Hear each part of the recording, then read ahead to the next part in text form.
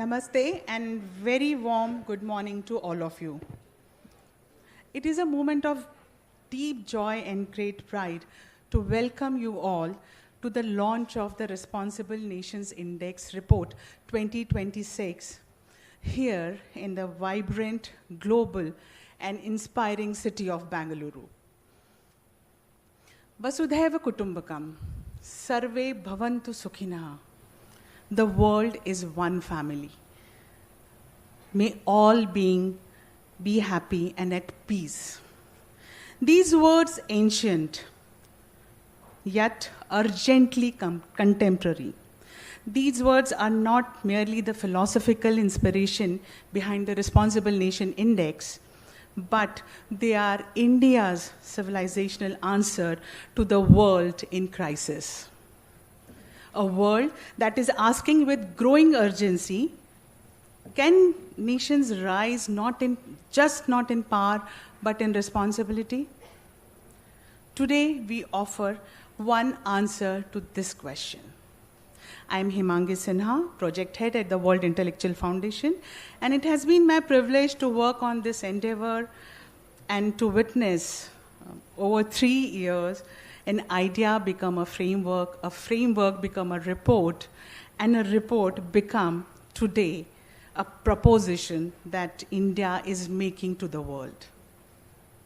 As we begin, we want to take you on a journey that captures the spirit, vision, and impact of RNI. Sometimes words alone can't describe the story, so we have made something special, and we are proud to present an audio-visual film that brings to the life the essence of RNI, its mission, its people, its journey. This film is not just an introduction. It is an invitation to experience what RNI stands for. So let's, without any further delay, let's watch together and immerse ourselves in the story of Responsible Nations Index.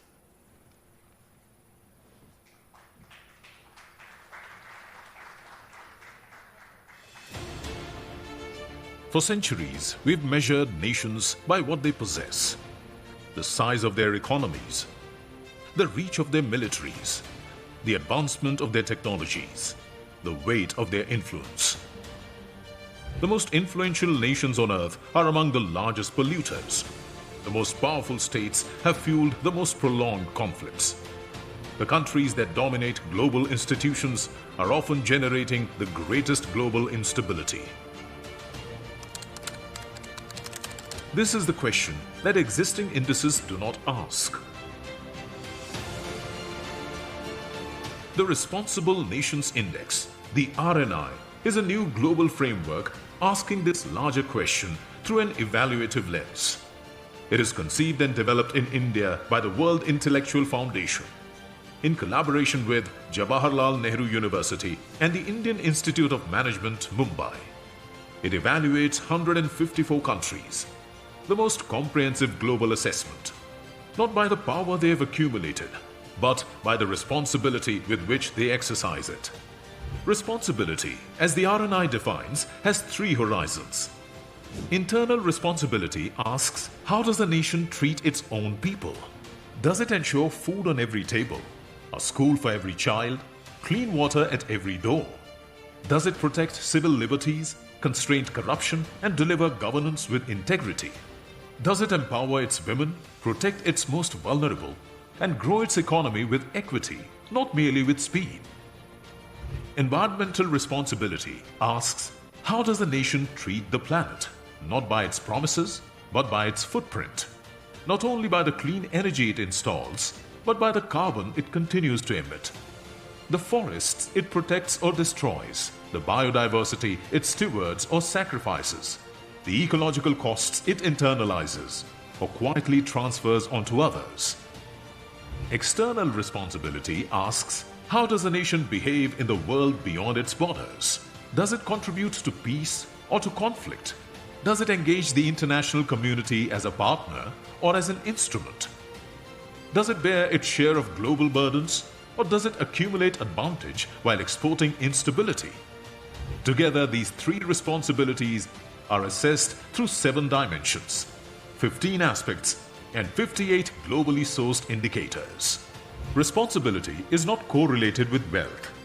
Several of the world's most powerful nations fall well below their stature when responsibility rather than capacity becomes the measure. Meanwhile, nations with modest economies but strong governance, ecological restraint, and constructive global engagement rise to the top. It reveals not merely where countries stand, but why and what they can do differently. The RNI is rooted in a philosophy shared across the world. In India's tradition of Sarve Bhavantu Sukhinaḥ, may all be happy. In Africa's Ubuntu, I am because you are.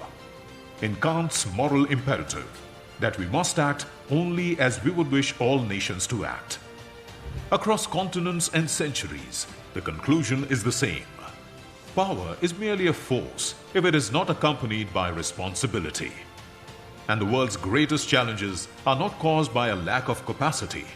They are caused by a misalignment between what nations can do and what they choose to do. The RNI endeavors to close that gap, to make responsibility visible, to make it measurable, to make it matter. RNI's first global results reveal a decisive insight. Responsibility does not follow wealth in a straight line. In 2026, Singapore ranks number 1 overall, followed by Switzerland and Denmark. Key reference points include Norway at 15th, India 16th, South Korea 21st, the United Kingdom 25th, Japan 38th, and Canada 45th. Australia is placed 62nd, the United States 66th, and China 68th, underscoring that influence is not the same as responsibility. Responsible Nations Index 2026.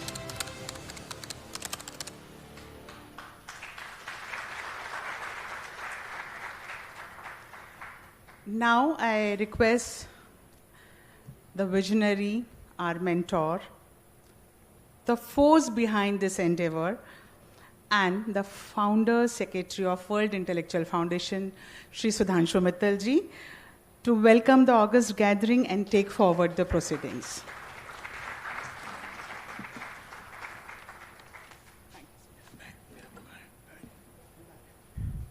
Thank you, Mangi ji, and it's such a proud privilege to be here before all of you to present the full report of the Responsible Nations Index. We have a very distinguished gathering here with some very, I would say, outstanding luminaries who have chosen to be part of this endeavor. May I request all my guests to come up and be with us. Mr. R.K. Mishra, who's the founder of ULU and who's been in the advisory of World Intellectual Foundation. Please come and have your seat, sir. May I request Jagdish Mukhiji, who's the chairman of World Intellectual Foundation. He's a former governor, former finance minister, former LG. But to his credit, he has so many firsts.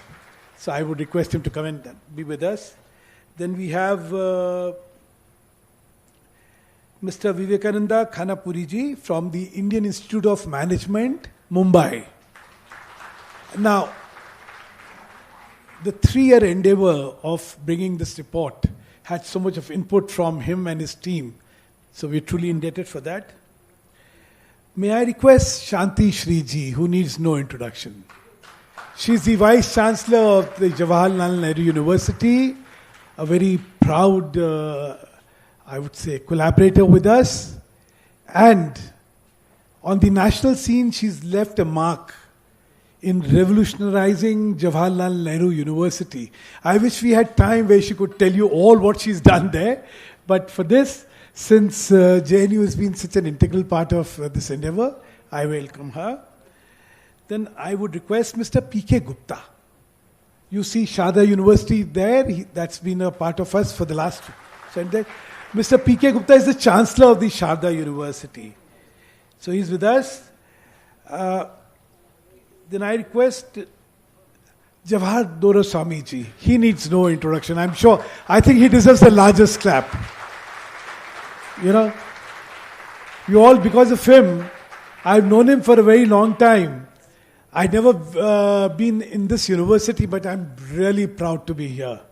I had only heard stories, Jawaharji, but your reality is bigger than your stories.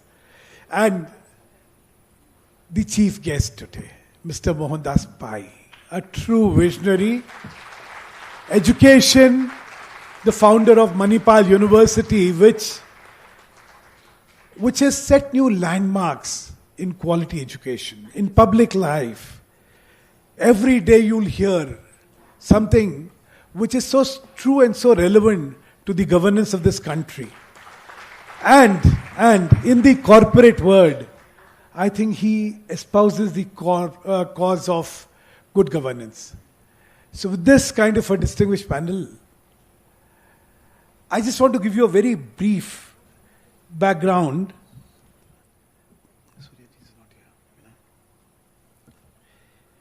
Of what we had been doing.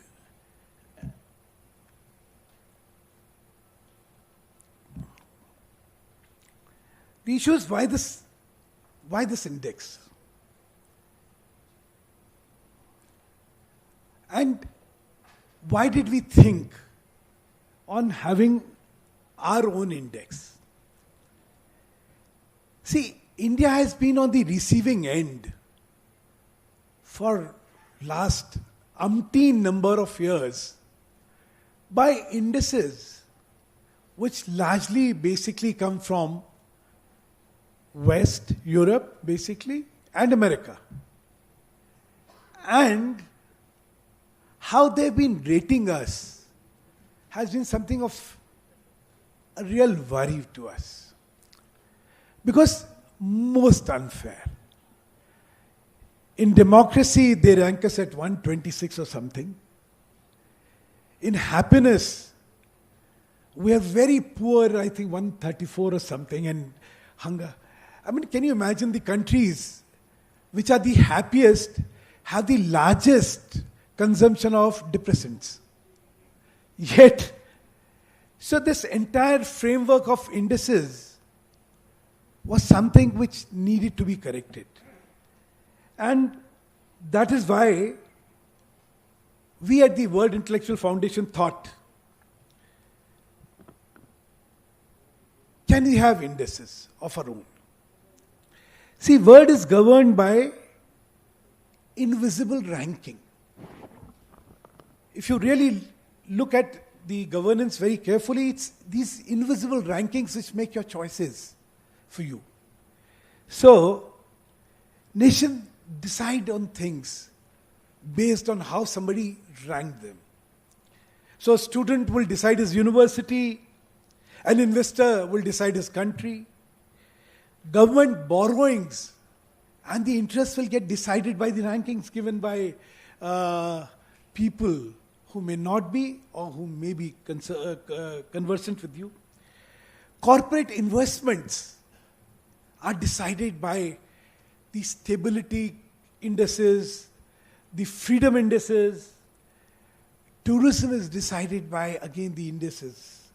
And so does migration of population, affluence. Oh, that country ranks 5th. Let's go there. Rankings silently influence trillions of dollars and billions of decisions taken globally. So this invisible ranking has such a vast impact which we very seldom understand. Rankings create realities. It's not the converse. It's not that realities create ranking. No. My own assessment is that rankings create realities. Since I believe that rankings are measured with credibility and reality. So when a ranking is given, this is real and this is what the truth is. Where else we've seen, I've just given you a few examples, and the consequence of this is, like if a country is deemed to be unstable in terms of the ranking, you'll have capital becoming very scarce, you'll have investment slowdowns, you'll have talents migrating, and you'll have confidence of those countries declining. Thus, to me, rankings basically become a self-serving, self-fulfilling prophecy. Conversely, if the ranking is good, there is confidence in the countries, the migration goes towards them, the capital goes towards them, the investment, everything changes. Thus, rankings are very critical. And that's why we need to really look at this entire edifice of ranking. It has a political manifestation. So if the government gets a good ranking, it is celebrating. It's going tom-tom. Oh, look, we've done it. And if there is a decline in one rank, the opposition would be at the next. Look, you've gone down. So what I'm saying is there a real correlation? These are questions which need an answer.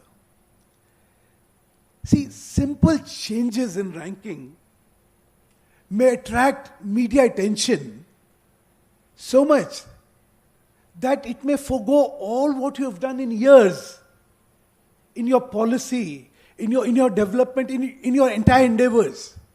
That one rank below has more publicity, more impact. So that's how this all comes. We've seen Fitch, or I think with SP, ranking India first as BBB minus and then BBB. And you saw that in terms of sheer interest rates, which India now pays, we say 50,000 crores just by way of interest saving. The idea that this entire edifice needs a counter narrative based on facts, based on truth, and not based on agenda.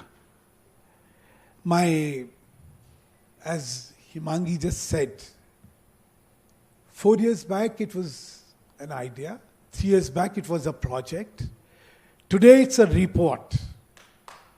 Tomorrow it will be a conversation. And at some day when a government, while making a policy decision, says, would this improve our responsibility ranking? Ladies and gentlemen, that's the day when the objective of this index would have done what we wanted to do without it being measured by any index. My last word is, कभी तो पहुंचेंगे सुबह के दरवाजे पर, क्या हुआ अगर आज शाम लिए फिरते हैं? This ranking, this responsible ranking index is going to be the benchmark of nations' endeavors. Thank you so much. May I now request Mr. R.K. Mishra to please address us. Thank you, Sudhanshu ji. It's a privilege to be here, and it's an honor to have the august distinguished guests and all of you. I think what we are starting today, and I see a lot of our young colleagues sitting there, someday when you guys reach where we are today, both in your professional careers and in age, you might remember this day, and when you see your nation being ranked and questioned and respected based on index which we launched today. This is a simple idea which started on a dinner conversation with somebody very thoughtful that yes, how are we measured as a nation? By others. And we always aspire to be somewhere 2 ranks above, 2 ranks below. And we have taken this as our destiny that yes, oh, we have been put, and then sometimes we will feel it. We have been treated fairly, unfairly. And for not only us, there are so many nations like that. And there are so many indices. There's a poverty index, world hunger index, human development index, Y and other index. All these indexes are measuring a particular aspect of living. But in the life of a nation, what is most important is you can be poor, you can be rich, you can be strong, you can be weak, you can have biggest military, you can have biggest wealth. But are you behaving responsibly with whatever you have got? That was the basic idea, and that's why I started. The responsibility is also defined not just in a very abstract terms. What we have come about is the 3 basic parameters. As a nation, your first responsibility is towards your own citizen. A nation state is comprised of the people it is expected to serve. How many nations are truly serving their people? Many of them are serving the people who govern. And the reason they govern is because they want to be served. Correct? So that's something very important for us. That yes, how a nation is treating its own citizen. You might be the most wealthiest, most powerful military, but if you are rounding up your own citizens because you suspect them to be illegal migrants and putting them in camps, small children, mothers being separated from children, you are the biggest, most powerful, strongest nation, but I don't think you are most responsible. Correct? Second, how do you behave? Because if the world is a family, every nation is a member of this family. How do you behave within the family? Correct? Of course, our own families have different kind of people. But who is respected most? The one who is most responsible. Situation could be good, situation could be bad. In the family, some may be happy with you, some may not be happy with you. How do you deal with all of that? So how do you deal as a responsible member of the world family as a nation? So that's something. Third, how do you treat the Mother Earth? Correct? How is it treating your citizens? How you behave as a nation in the community of nations? But how do you treat Mother Nature? Because if that's not there, Mother Earth, then we will not exist as a race. So that's very important. We call it climate, we call it all different names. But to me, your responsibility towards the planet, because of which we all exist.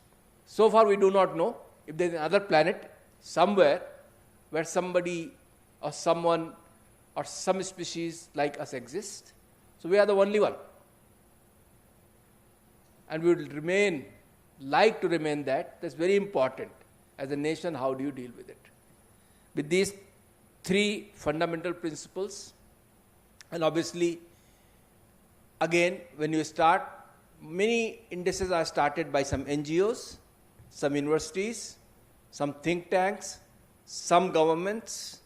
Some have very altruistic objectives, some not so altruistic.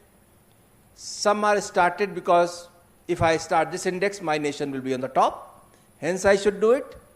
Some are there, I have some other agenda, hence I should do it. We had no idea where our nation will come. We did not know. And we did not want to know. We do not want to start an index because we want to be number one. Then the whole purpose of the index is defeated. Hence, we said no, we should be looking at the data which is published by each country themselves and the organizations who evaluate various countries on various parameters. Population, poverty, hunger, all the indexes which are already existing. So it's not that we created our own, we just collated those. And that's where we have two wonderful institutions, IIM Mumbai and JNU, who were our academic partners who collated this data, put it together, and then, of course, we were all waiting with the bated breath, where will we as a nation come? I was very much, excited about it. I was very happy if I become in top 50, because every other index tells India is 150. But you will see where we have come. And truly it's a satisfaction. It was a true and honest exercise, as Mr. Mittal said. Yes, today we are launching it. Tomorrow somebody will write about it. Maybe later somebody will read about it. And then people will talk about it. Correct? And when they talk about it, see, this is what happens. When you have an idea, the idea expressed among a lot of people becomes belief. Belief kept for longer period of time becomes a conviction. And that conviction starts becoming perception and it becomes reality.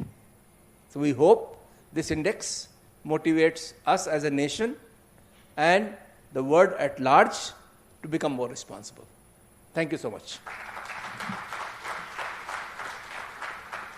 Thank you, Mishraji. You've been such an inspiration to the World Intellectual Foundation in having this. And something he brought out is that the data used for this index is secondary data, not primary data. Just to ensure that we cannot be accused of any bias. This is all data published by World Bank, IMF, all the multilateral agencies. We use their data to arrive to this. So it's empirical data, it's unbiased data, and irrefutable data. And that's what gives a lot of credibility to this. May I request Mr. P.K. Gupta, who's again been a part of the World Intellectual Foundation from day one, and a chancellor and a visionary. If you go and have a look at the Sharda University, you'll be amazed. What can be created is a testimony of these two giants here. Mr. P.K. Gupta is a part of that.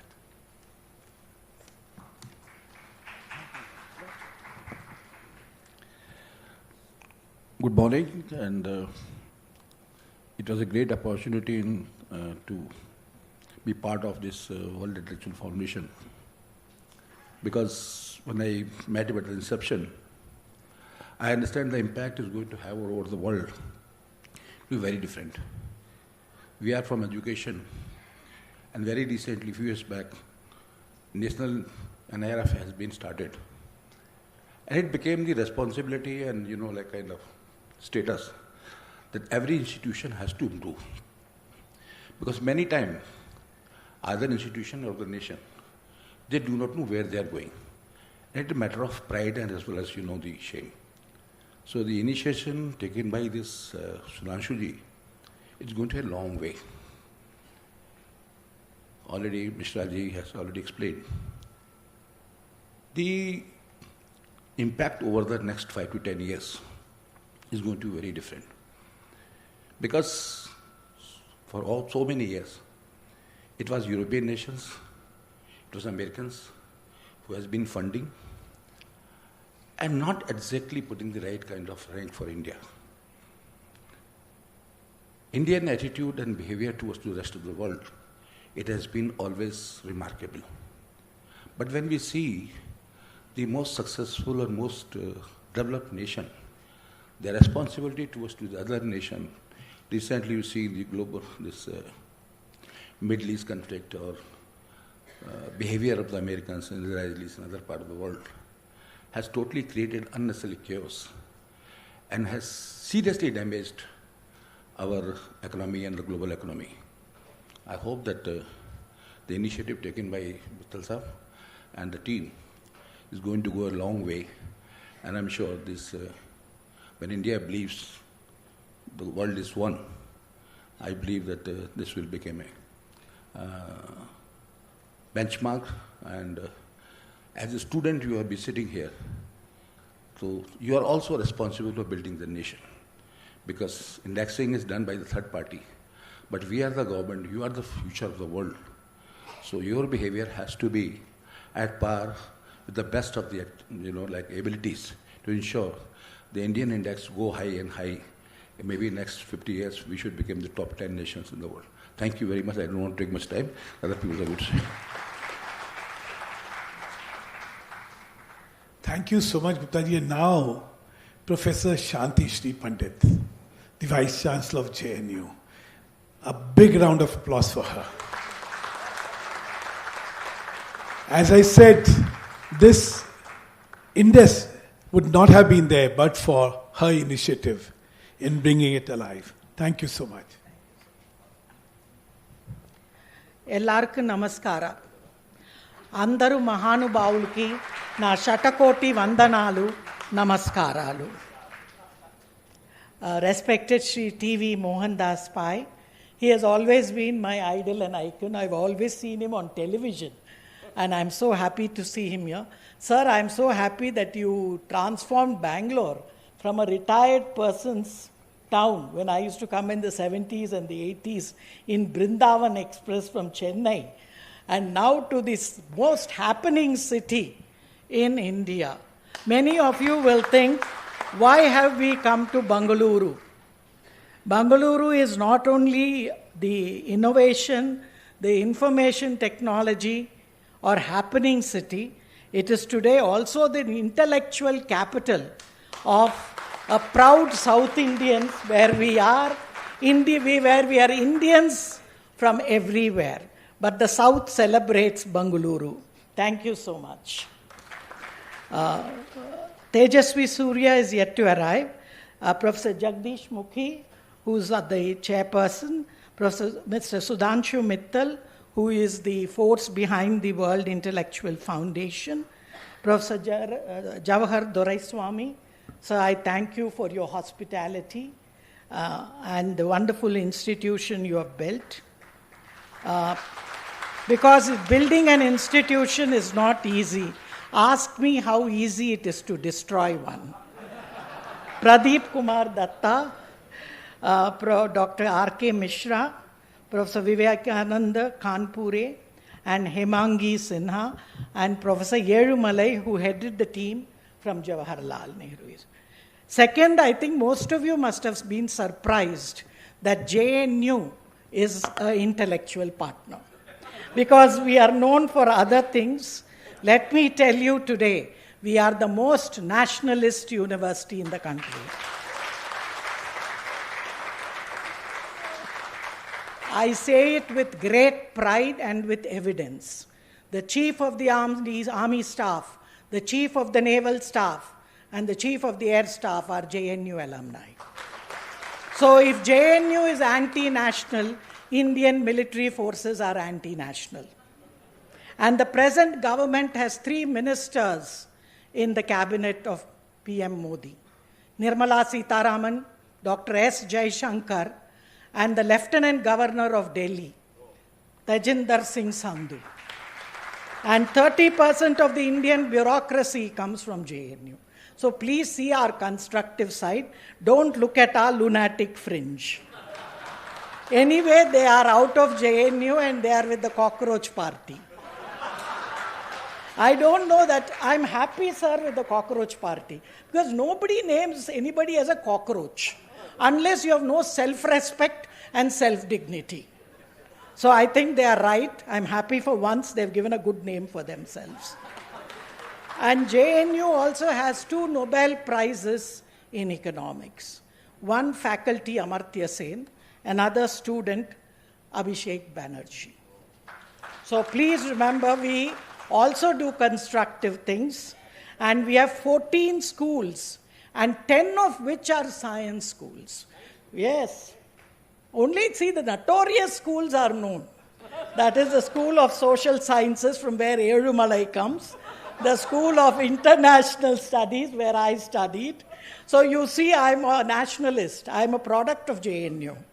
And also the School of Language, Literature and Culture. We teach the most number of foreign languages, and every interpreter to the Prime Minister goes from JNU. We teach 23 foreign languages. So we have been doing, and let me tell you today, I have brought in a motto which reflects Upanishads. Tamaso ma jyotirgamaya is also part of our emblem. And if you see our emblem, it is a lotus bud. It is a lamp, which is so Hindu in its what to say. So we didn't have the Tamaso ma jyotirgamaya. After I became the Vice Chancellor in 2022, we brought it with full majority in the EC with no opposition. So let me tell you that we have that. So there is a, why JNU, you know. So I am here to tell you young people, we are not so bad as we are depicted. But we have given the positive impact to the World Intellectual Forum. We have a brand name. Anything JNU does, we hold the national headlines as well as international headlines. Now, I don't want to go into what we did. What is the reason that you have a Responsible Nations Index? Many of you must be thinking, my reasons are first, that narrative power sustains political power. So, till today, the left or the wokes have defined most of our narrative power, which has always been self-critical. So if the West can make standards to judge us, why can't we make? We are a great civilization of 5,000 years or more. The Raki Gargi excavations and the Kiladi prove we are more than 10,000 years. So they did not come and teach us. We taught them. We were an outgoing civilization. Neither the British nor the Mughals civilized us. We civilized them. So please be proud, young people, be proud of your civilization. And I think this Responsible Nation Index is telling you some of the greatest scientific, discoveries were made in India. Kanak, the Parmanu, Aryabhatta, or even Bhaskaracharya, is a concept of holistic knowledge, that you need science with spirituality. You cannot have science only as a material science. And we do not believe in binary techniques. We believe in harmony, in balance, in what we call Ardhanarishwar. And I'm coming to Karnataka, where Shiva is worshipped.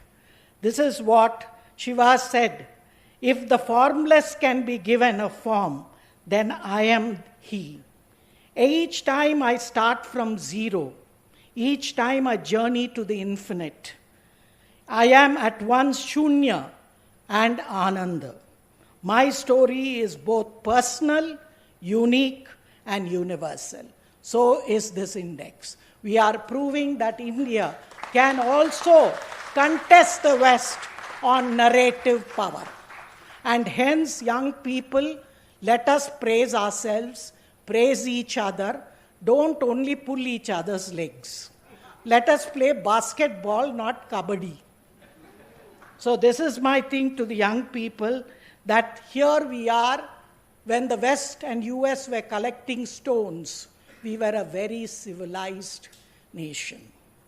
Second, I want to tell you, India today is no longer a rule taker.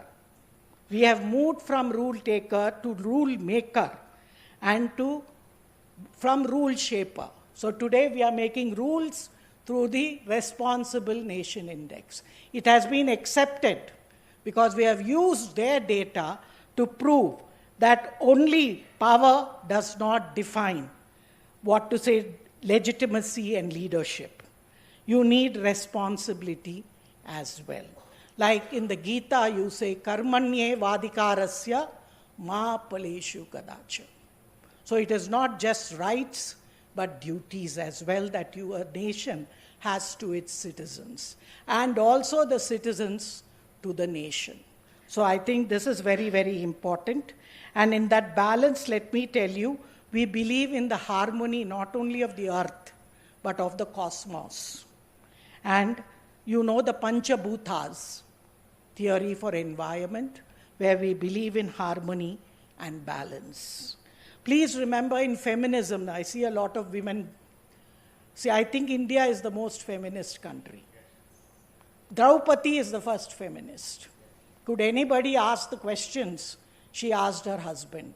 And most of you in Karnataka, South, you know, we have what is called local female deities like Chamundeshwari, Mundakannimman, Moogambigai. Even my CM Ujay was there. Do they listen to anybody? Where is the male god there? They do what they want. Even the men are scared. They give boons, they curse. So our feminism is independent of patriarchy. So please do not talk of feminism in this nonsense of patriarchy. You please understand your traditions, from the local to the national to the international. So this is something the Responsible Nations Index is trying to tell you, look inwards.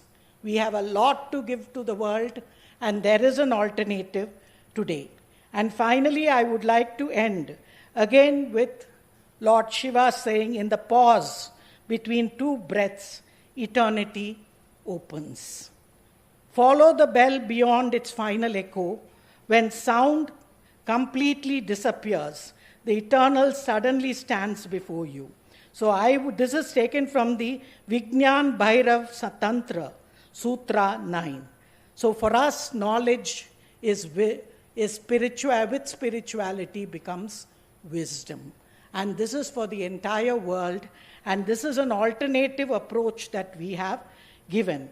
So this framework of responsibility becomes not only an ethical aspiration, but a measurable dimension of national performance and international legitimacy. So India, under Prime Minister Modi, has come of age where we are contesting international narratives intellectually as well.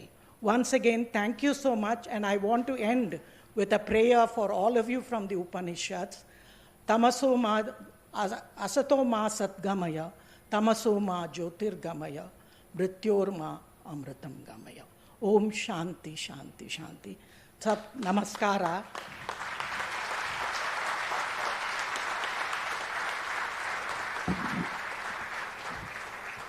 Grateful to Shanti Shri Ji, and may we hope that you may continue with your reformist agenda, especially for the left, and bring a lot of pride to the intellectual honesty of this country. Thank you so much for that. Now, to explain further this index, as I said, the Indian Institute of Management, Mumbai, had played a very, very important role. I see Tejasvi Suryaji coming, and I'll request all of you to welcome him.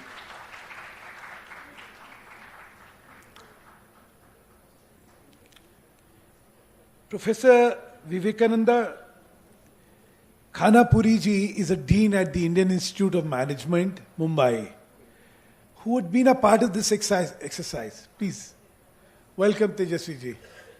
Thank you so much. Come.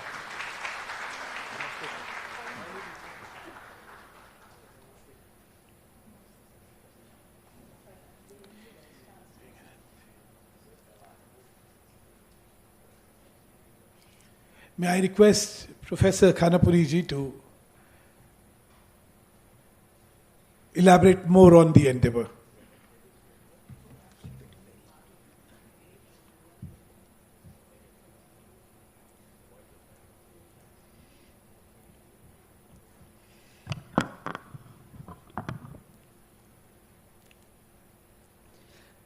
Very good afternoon to all of you. Respected Chief Guest Sri T.V. Mohandas Paiji, Guest of Honor Sri Tejasvi Suryaji, Honorable Chairman, Secretaries, Sirs of World Intellectual Foundation, Honorable Vice Chancellor of JNU, other distinguished guests, then guests from academia, industry, various public institutions, members of the press, and my dear students. At the outset, I would like to share here that I am representing my director, Professor Manoj Kumar Tiwari. He has requested himself to be recused because of severe pain. And yesterday I ended up taking a flight. And so I'm here in front of you. Thank you very much for giving me this opportunity. And it's very difficult to speak after very powerful speakers like Madam Santi Sri Pandit. And I also have another challenge. You have got two more powerful speakers after me. So I'm sandwiched between extremely powerful speakers. But that's the advantage also. You see, that's the advantage. Why it's advantage? I can say my previous speaker has spoken these things, my following speaker will talk about these things, and why our Responsible Nation Index is a very important one has already been explained by Sudhanshu Mittalji.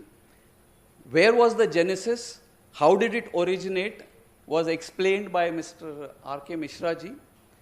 And then we had the complete perspective of why it makes all the more sense to look towards an index not just developed for saying something, but yes, we stand for it. And that is what Madam talked about. But yes, I got a small role to play.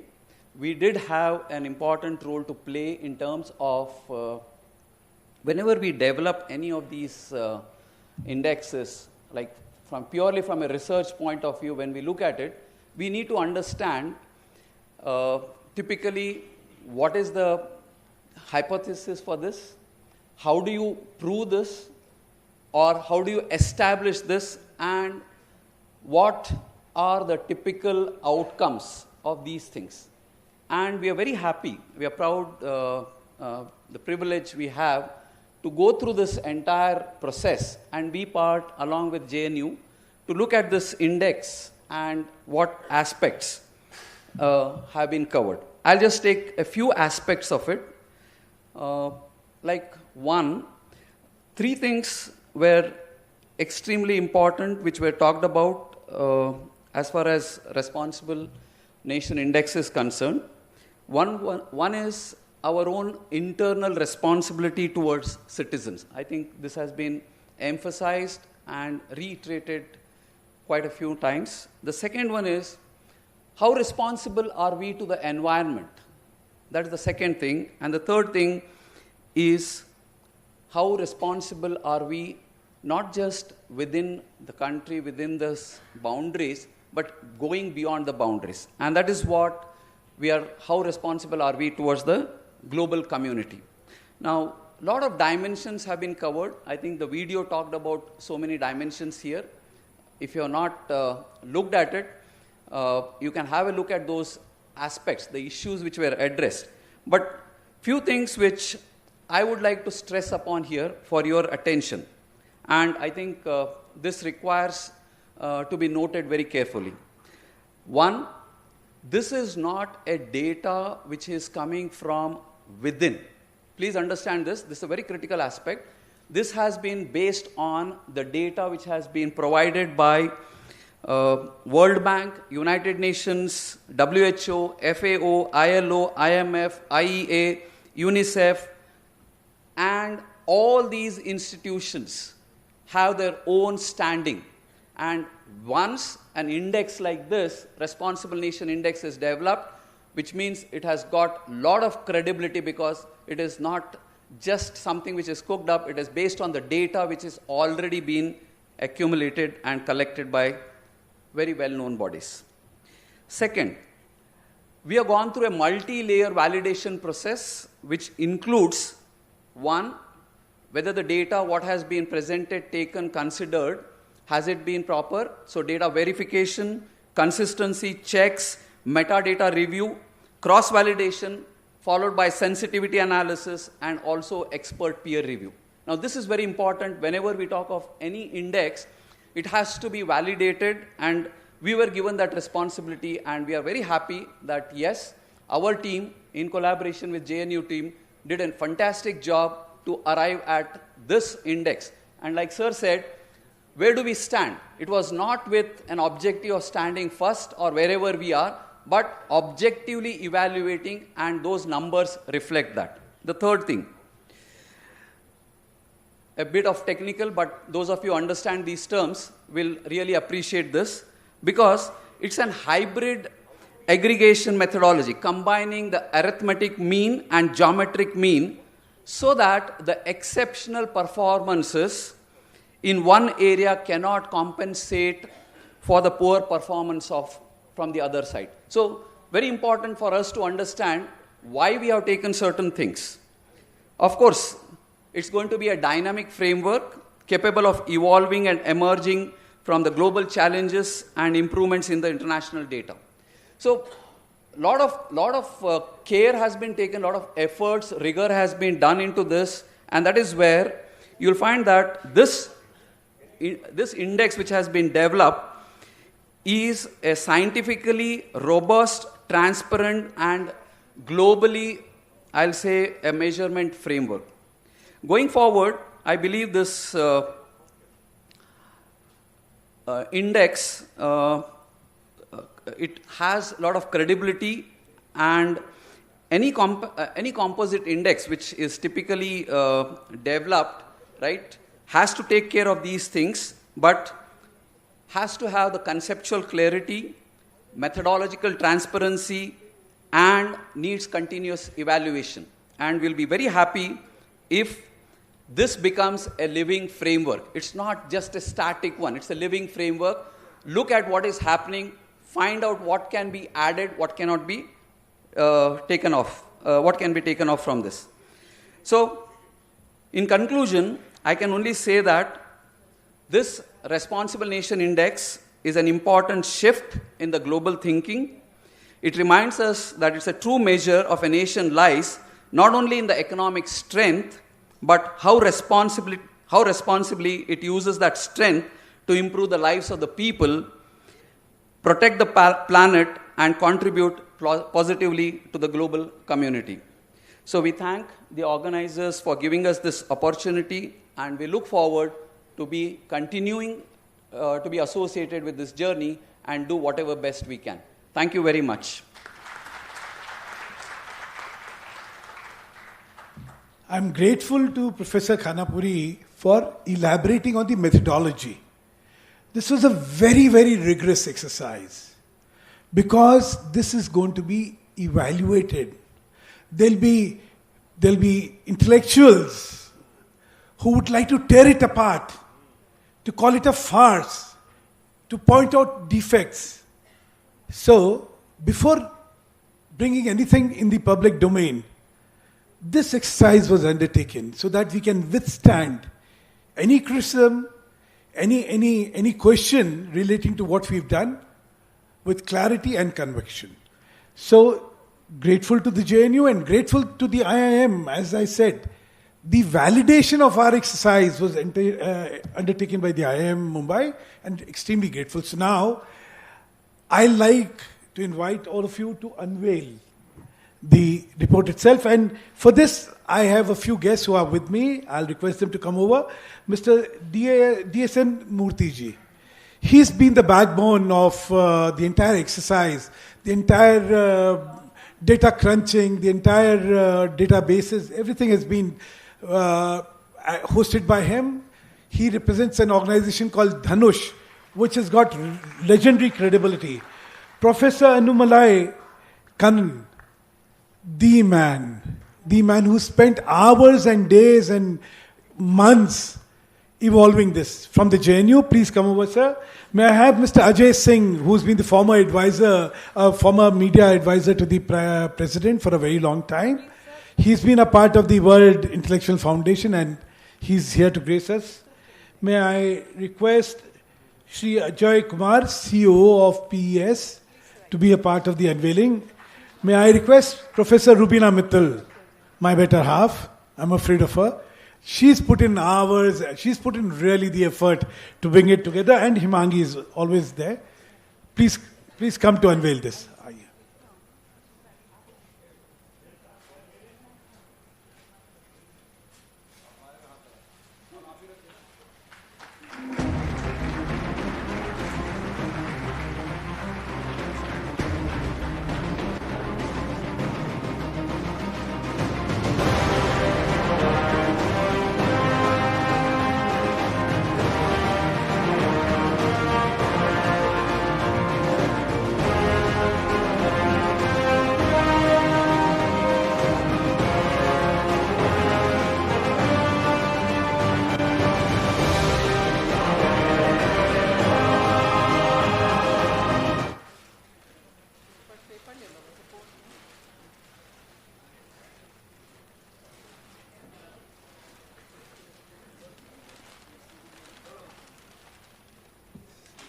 So Tejasvi Surya ji is here.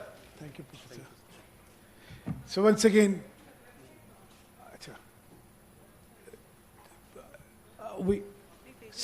thanks. A big hand to Professor Malai, because he really was a moving spirit behind it. Now, I take this opportunity of getting the website of Responsible Nations Index launched today. So, I present to you the website of Responsible Nations Index.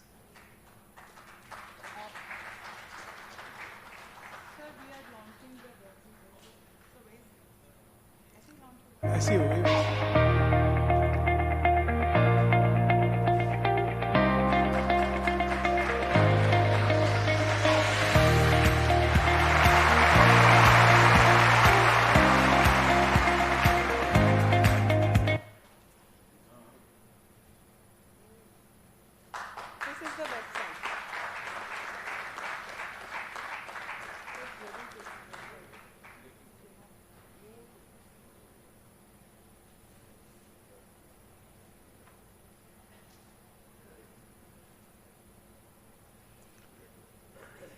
Thank you so much. And now, Mr.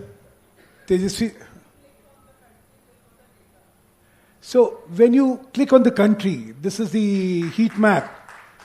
Click on any of the countries and you'll find the data relating to that country and the ranking. See, the entire database is there, and as I said, Mr. Murthy has been responsible for presenting this to the world. And transparently, everybody can see what they have been doing based on the data which they have themselves given it to us. This was a challenge. We would have loved to include a lot more fields. Shashi ji is here. No, okay, he's on the console looking after it from Dhanush. And he's been responsible for its presentation and the data churning which went with this. Thank you, Shashi ji. Thank you so much for this. And now, one more, just one piece of information. We're there to stay. This Responsible Nation Index would be published every year on the last Friday of March. So last Friday of March, every year, the rankings will be unveiled. And I'm sure a couple of years down the line, nations will be holding their breath to see how they are ranked. One more bit of information. We've had discussions with the IMF and the World Bank, and the response from the World Bank was amazing. They said, why didn't we think about it earlier? I said, you're not responsible, we are. And I'm hoping that this index would be unveiled before these multilateral agencies in the coming few months, along with this being a part of our think tank dialogues which happen in India and globally. The report is there, the website is there, so you can have a look at all the data, how it has been done, why it has been done, what is the data which has been there. So this would be there. And now may I request Mr. Tejasvi Surya, he is in a hurry. I would have loved you to be speaking later, but since you are in a hurry, please come over. We'd love to hear you. Yeah, he should be in a hurry. If changes have to take place, we can't wait. हमारे यहाँ कहते थे जिंदा कौमें सालों का इंतजार नहीं करती हैं. ये जिंदा कौमें हैं. Thank you, sir. Thank you. Yelrugu namaskara. Thank you. Sudhanshu Mittalji, thank you for putting this whole thing together. I have some really respectable people who I have always looked up to on stage. Mohandas Pai, a very vocal voice for better Karnataka, better Bengaluru. Thank you, sir. When I was starting my journey as a student leader almost 15, 16 years ago, R.K. Mishra ji was one public intellectual leader who I always looked up to. He's again a voice for better leadership, for better Bengaluru. So nice to see you here today. Madam, welcome to Bengaluru. Thank you so much. And we're all with you in what you're doing with JNU. Thank you. And of course, our very own Nammore Adanta, Namma Jawahar Saru. So, PES, I may have not studied here in PES, but the amount of love and affection that I received when Dureswamy sir was alive was truly immense. I'm always grateful for PES University and the PES group of institutions. For anything that I want to do, the support is always a phone call away. And I always make it a point to remind him so that the next time I call him for some help, he's always there to support. So all the others on the dais and ladies and gentlemen, thank you.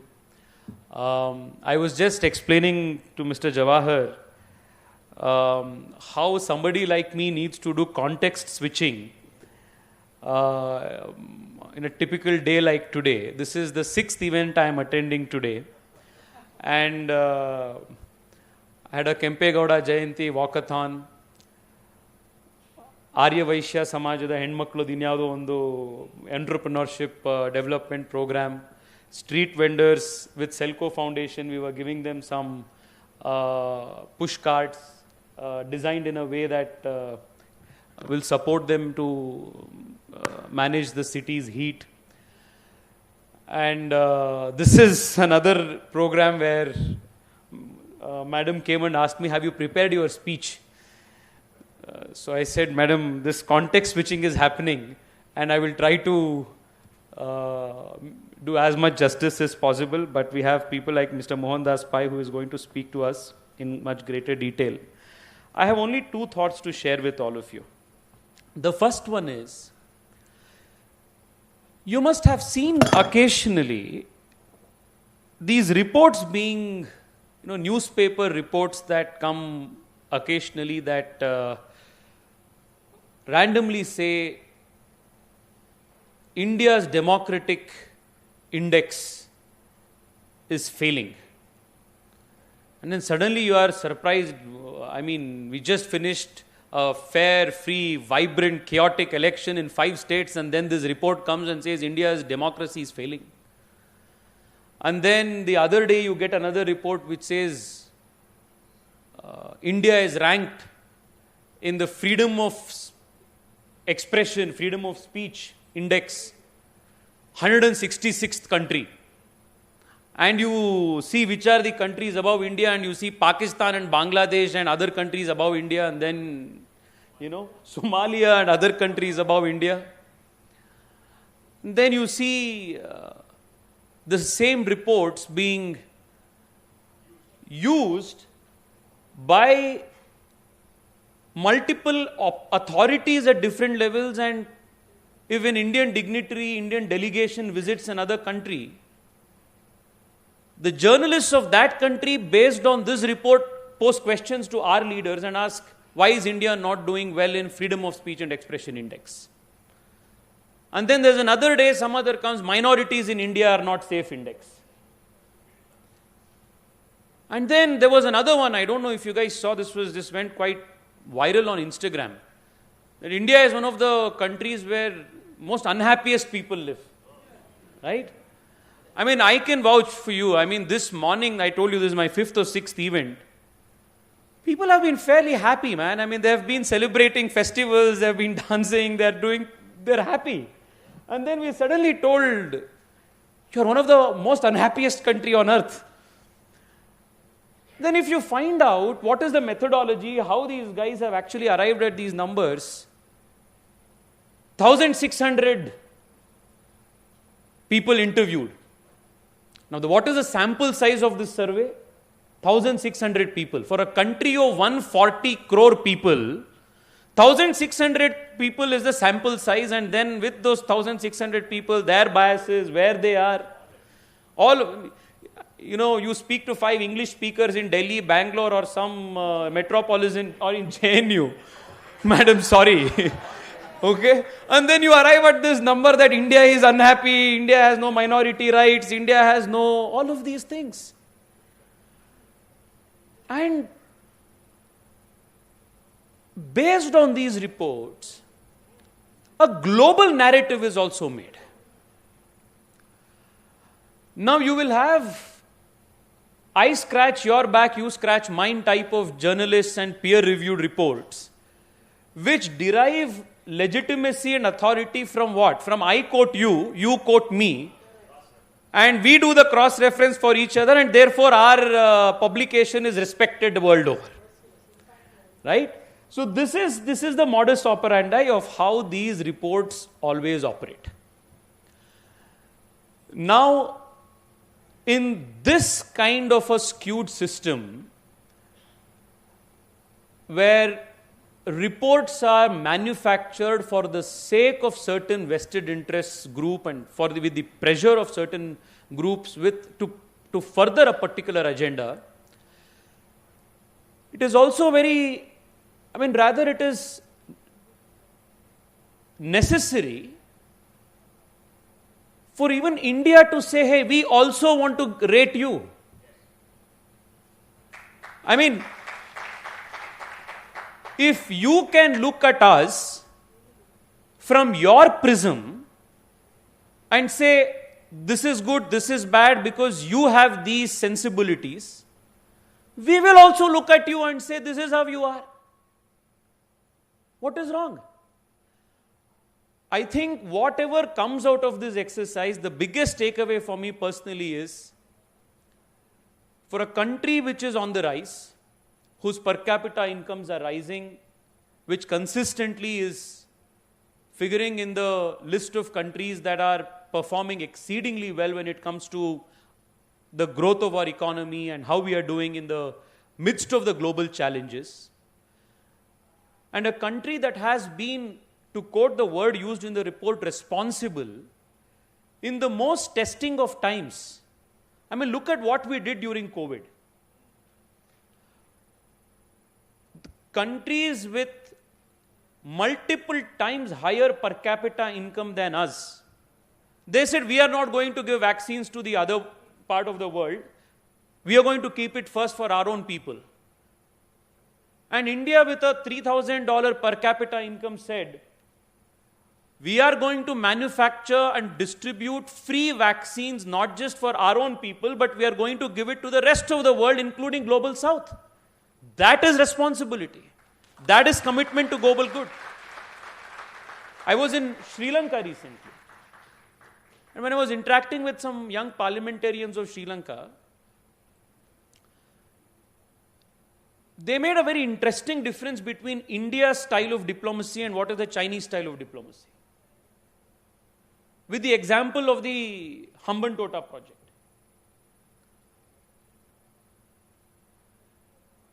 The Chinese diplomacy is led by debt traps.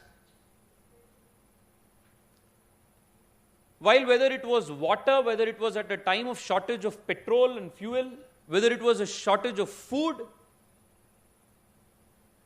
India was there to support Sri Lanka, no questions asked, because we consider them to be a civilizational brother. This is a responsibility. Help is extended not because we want to entrap them in a debt so that can be leveraged for some other sovereign objective, strategic objective of somebody who is going to support. This is not how India is approached. The same is the case when it comes to Mauritius and many other countries in the Pacific and Indian Ocean region. Maldives, so many countries. I mean, you can give n number of examples like this. So I think the parameters you have chosen, whether it is how these countries treat their own citizens, the responsibility towards environment, and responsibility to the rest of the world. All these three are very thoughtful parameters on which the world needs to be judged.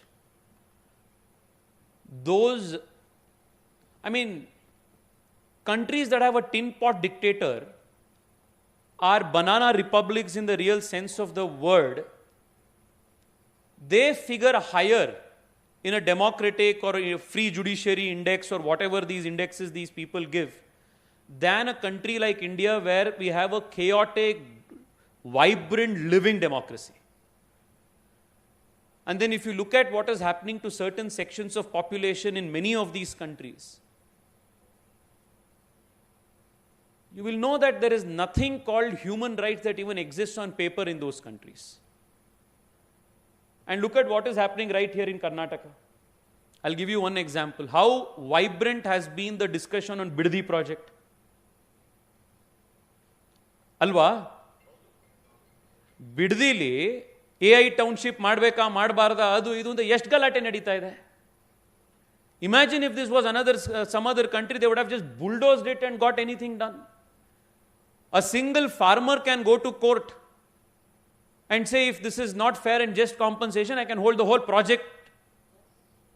I can stall the project and ensure that everybody is given fair compensation. This is a functional democracy at work.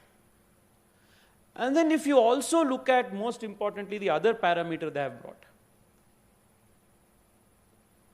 If you look at the developmental journey of the world and compare India and countries like us in the global south, if you take per capita energy consumption, look at where we are and look at where these countries are. And they are the ones who are now asking us to pay the price for climate change. Now, when we speak of polluter pays principle, who should be paying? Now, per capita energy consumption, per capita garbage generation, an Indian versus, say, somebody in the US, you just cannot compare. But then they are the champions of environmentalism and, clean energy, all of these things, while they want us, who are still in the journey of actually providing the very basic for our people, they want us to cut down on what we are doing. If you look at the Prime Minister's and the nation's commitment, by 2050, India has set for itself a very ambitious target of achieving net zero. There is no country of our size that has actually set for itself this kind of a target. And if you look at all of our renewable energy benchmarks, what we were supposed to achieve by 2030, we have already achieved by 2025. So if you actually take any of these indexes, in all of these indices, India is far, far ahead compared to those who pose or those who claim to be champions of these causes. But I also feel, I was telling Mr. Jawahar the same thing, that while the academic rigor that has gone behind it, the rigor of the methodology, while all of those does have an impact or does have a role in bringing the seriousness to this exercise, it is also important that this index finds cross-references and mentions in international publications. That is an effort that must be done. Because the modus operandi of how these other indices work is very simply the same thing. Somebody writes something in Poland, and somebody in Norway quotes it, and somebody later in UK quotes it, and somebody then in US quotes it, and then it suddenly becomes global news. So how can this index find referencing, cross-referencing, peer referencing, whatever it is called in the academic language? How can this be done at a global scale is something that is going to help create a larger narrative value for this exercise. I hope in the days to come that will be done. I wish the team the very best for actually expending so much effort and resources in doing this. I thank all of you. I was told that Nivella Bajaj Skill ಪ್ರೋಗ್ರಾಮ್ನ ಬಂದಿರುವಂಥ ವಿಶೇಷವಾದಂಥ ಹುಡುಗರು, ಅದು ನಮ್ಮ ಉತ್ತರ ಕರ್ನಾಟಕದ ಹುಡುಗರು ಜಾಸ್ತಿ ಇದ್ದಾರೆ ಅಂತ ಜವಾಹರ್ ಅವರು ತಿಳಿಸಿದ್ರು. So nice to see all of you. So wish all of you the very best, and it's always a pleasure to come to PES, and once again thank you Mishra sir, it's nice to see you after a long time, and Mr. Pai, thank you. Please be the voice for pushing the right things and demanding the right things for Bengaluru. Thank you madam once again for coming to our city.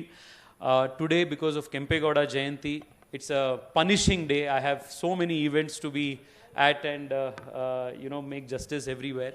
So I request all of you to also allow me to go to the next event. My very best wishes to the whole team. Thank you so much. Namaste. Thank you, Suryaji. And as rightly said, the modus operandi of all these think tanks has been cross-referring. It's only Europe and America which have these indexes. You don't have any index from South America. You don't have it from Far East. You don't have it from Middle East. You don't have it from nowhere else. And if you go behind the funding and behind the interest groups of all these think tanks, you'll find the same sources. So it's the cross-reference which gives credibility, but we are not going to play this game. Because this game is gradually now being understood. We stand for credibility. You see, for 3 years, World Intellectual Foundation will not use primary data. It will use secondary data. So that nobody can raise a finger about, like he just pointed out, happiness index, sample size 1,600. I said, no. For 3-4 years, we'll build credibility around this index. This index, it's a typical methodology. Ignore it first. Then criticize it. Then have a dialogue, constructed dialogue, and then try to manipulate it. It's a journey. We understand this journey. The credibility of this will come from the credibility of the exercise we have undertaken. We'll establish it in the next 5 years. And as I said, no index will measure the purpose of success of this index the day one government says, I'm making this policy. Would it improve my responsible nations index ranking or not? That's the day when we'll be the success. One more thing I need to tell you all, that this is the first index, global index of India. India has never ranked globally countries. It was not an easy task. 154 countries getting the data for it to be compared. We know aspects, but reducing them to numerical figures and then comparing them has been a very, very difficult and tough exercise. We have 58 parameters, we wanted 200 parameters. But getting data of all of them is not available. But in the next couple of years, we are building Responsible Nation Index platform as a global platform with multiple indices. It's not just getting limited to this. And as I said, the JNU and the IIMs and all the Jawaharji, I'll be requesting, Guptaji, I'll be requesting to bring in intellectual power to develop global indices by Indian organizations. And once again, thank you so much, Suryaji. You have to go, so we won't detain you. This crowd has loved your comments and your vision on this. Thank you so much for this. And in my journey of being here, there were few things I always believed. For really doing something and for the success you aspire, there are two things very critical. One is a dream in the eye, and then you should have the fire in the belly. So the dream and the fire in the belly is a cocktail which makes you achieve what should be done. And nobody else amplifies this better than Mr. Jawaharlal Swami, along with Mr. P.K. Gupta also. I mean, they both are examples of a vision getting translated because of the fire they possessed. May I request Mr. Jawaharlal Swami to come and address the audience, please. A big hand to him.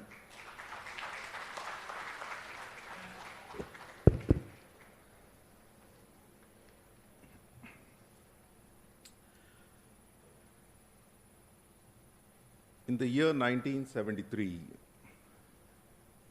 more than 50 years ago, my father, Professor M.R. Doreswamy, started PES to build an institution which is going to be different.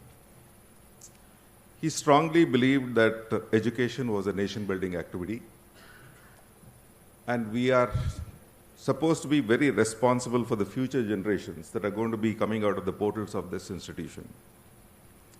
A man with a purpose, but with hardly any means to make it happen. One thing I'm very sure, he's not with us anymore, but the fact that we are having an activity of this kind on our campus today would have really heartened him a lot, primarily because these were the kinds of events he looked forward to having people from JNU on campus, to having people from IIM Mumbai on campus, to have people like Sudhanshu Mittalji on campus, Mishraji on campus, because he always felt that only 10% of the learning happens inside the classroom. 90% of it happens outside the classroom. Exposure to these kind of events to youngsters and faculty on campuses will enhance their horizons in terms of how do we engage with the real world. I still remember he was in love of getting these dignitaries onto the campus. One of the earliest dignitaries that we saw addressing our students, we now graduate around 5,000 students annually. And there was always a takeaway that we had from every guest who came in. When Abdul Kalamji was there in our campus, long before he was the president of our country, what brought him to what really excited all of us was his passion that he had for the work that he did. And in the sense that I still remember the book that was there, Wings on Fire, that he made sure that every student in the campus would have a copy of that. And that was important, Dad, to say that, hey, this is something that every student should learn. When Narayan Murthy ji was brought to our campus for giving a graduation address, the one that he talked about is learnability. There are so many things that he said, but what stuck to us at that point in time is learnability. How do we make our students lifelong learners? When Azim Premji came to our campus and then he gave his convocation address, one of the things that he talked about is great leadership, but in the sense that where we fail is in execution. So he said only three things that I have advised all youngsters is execution, execution, and execution. And that's what I remember from that particular talk also. Then we had Dr. C.N.R. Rao giving a graduation address. He also talked mainly about research. Fundamental research is what university should concentrate on. Then we had Dr. Balram. His humility and the fact that he talked about innovation is what inspired us to say that how can we be better as a university. And then the anchor for all these programs was my father, Professor Doreswamy, the only thing that I can recollect about him, which all of us believe very strongly in, is the value that he put to perseverance. I mean, hard work everybody is going to be doing, but keep at it he never gave up on anything. I mean, you just need to work on something and just say, hey, this does not work. He does not know that it can't be done. When a minister in the central government says, I will not give you permission, he is the final authority. He will say, no, sir, you will give me permission. Because the cause is that. And that's the reason why he believed, well, there is somebody else who is going to be above him, who is going to close this matter for us. Ultimately, in the sense that I feel that PS is a destiny's child. We are not here just incidentally. The fact that today's activity is happening here today is, I also believe, it is destined to happen here. And Mohandas ji coming to our campus and addresses all today is a very important milestone in the history of our institution. We also see that how has it impacted? Has all these things over these years made an impact on young people in the organization? There are some resounding success that we see in the marketplace. Mekin Maheshwari, one of the youngsters who was there, the highest paid employee in Flipkart, with only a bachelor's degree in our campus, who never traveled abroad. Product of PES, Information Science and Technology Department, whose head is Dr. Shailaja, who is heading that particular program. Harish Dwarkanhalli, the president of Wipro, who was not accepted by Cognizant in the campus recruitment drive that was there, is currently the president of Wipro today. So in the sense that a product of mechanical engineering in our institution who graduated in the year 2000. Doshi Jaikumar, a graduate from our school in 1996, who's the head of British Telecom. Because very often we hear of these very nice stories regarding what happens to people from IITs and NITs. And now that we have the IIM, lots of our people are there from IIMs also. And probably in the sense that now people will look out for saying that who is the one from PES. And then the latest success story that we have is the talk of the town is Anthropic. And then if you ask who is the CTO of Anthropic, Rahul Patel is a graduate of PES University. For us, in the sense that, trust me when I say this, I have to be measured by the success of my student body and not by any other indication. That's how responsible I want to be. It's not the buildings that we kind of present to you, the kind of activities that we do, but we are going to be showcasing what kind of graduates are going to be coming from the portals of PES. Last year, we conducted an event called as Bharat Unleashed. Some of the best speakers across the country participated in that particular event. It was 4 days of celebrations in the university. To control the crowd in this particular campus, we told that only students of the first year can come on day 1, students on the second year on day 2, students on day 3 on third year, and finally students on day 4. People like Sai Deepak, Jai Shankar, you name the Sandeep Sanyal, it was so festive. And even the events that happened after that particular thing, everybody enjoyed the kind of things that we did. We kind of felicitated 50 of our outstanding alumni and in that particular occasion. And in the sense that to even recall the accomplishments that they had, it was so energizing to the entire faculty body that was there on campus. So we said we'll continue that particular tradition one more step now. Now we have an alumni meet of every batch 25 years after they have graduated. And with every batch that is going to be graduating 25 years back, we identified 25 stars in that particular batch and showcased them in the campus to our youngsters to say, these are the possibilities of the people who have succeeded before you. We are so committed with the thoughts of our Prime Minister to say Viksit Bharat in the sense that 2047. And look forward to it. I'm going to be 80 years old when it becomes 2047. I really wish that we become a developed nation. And PES should have some role in making Bharat Viksit Bharat. And that's very, very important to us. When this opportunity was there for us to host an event like the Responsible Nations Index, we felt it was time for us to be with the bigwigs of the activities that happens in the intellectual domain and see how we can engage with them in a more positive way in the years to come. Trust me in the sense that the fact that this event happened today gives us immense pride. And This all started with a small call that I had from a very dear friend of mine, Mr. Aditya Gupta, Sambandhi ji of Sudhanshu Mittal ji and Rubina ji. And when he said, Jawahar, in the sense that, would you want to host this event in your campus? I said, Aditya, I have never said no to you all my life. Why will I say no to you now? If this event is going to be happening in our campus, I would love to host this particular activity. And something like this brings immense prestige to our organization. And there's no reason why that even in future, if any such events are going to be there, we would be glad to host it and take it forward. Thank you very much for giving us an opportunity, and we hope you enjoy your stay. Looking forward to hearing from Mohandas Pai for the exciting words. And having the Vice Chancellor of JNU, I had not heard her before. Ma'am, you are so inspiring. Trust me when I say this from my heart. And I'm sure that we're going to be talking about this particular thing later in the day too, because the kind of work that you do and the kind of commitment you showed, there's so much that can rub off from your enthusiasm, and we'll take it forward from here. Thank you very much.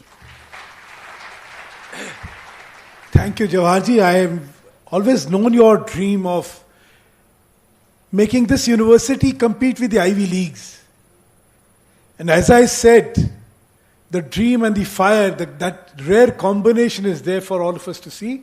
I'm sure down the line, people will prefer this university more than they'll be preferring the Ivy Leagues. I wish you all the success for that. And one more thing I would like to tell you. World Intellectual Foundation was the first which envisaged this concept of developed Bharat.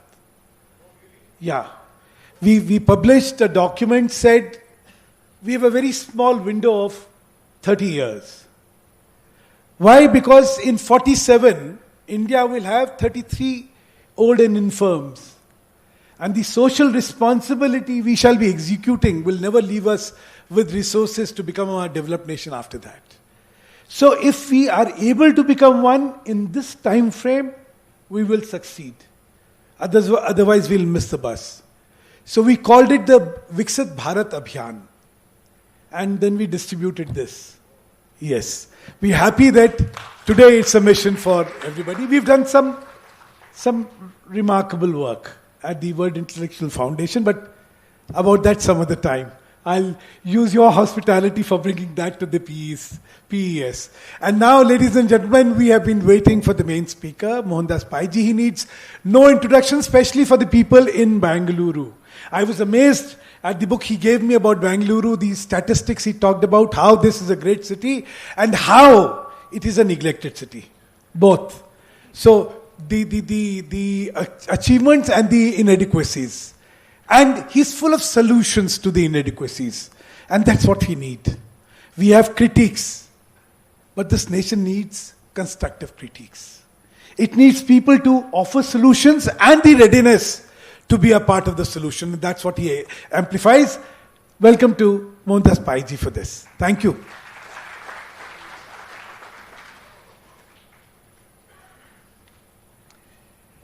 Thank you for inviting. Nimellarigu namaskara. Dignitaries, members of the faculty, students and ladies and gentlemen, there are only two civilizations of more than 5,000 years surviving today, India and China. The Egyptian civilization, the pharaohs have disappeared. The Mesopotamian Assyrian civilization has disappeared. The Greeks civilization disappeared. They're still around, but they're no longer the power they were.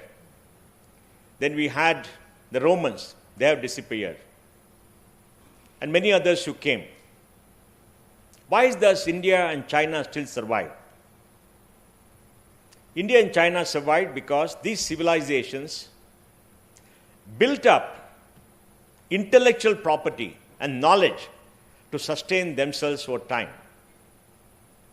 That make great discoveries, improved the lives of people. They were rich countries. India was the richest country in the world for many centuries, then China, then again India.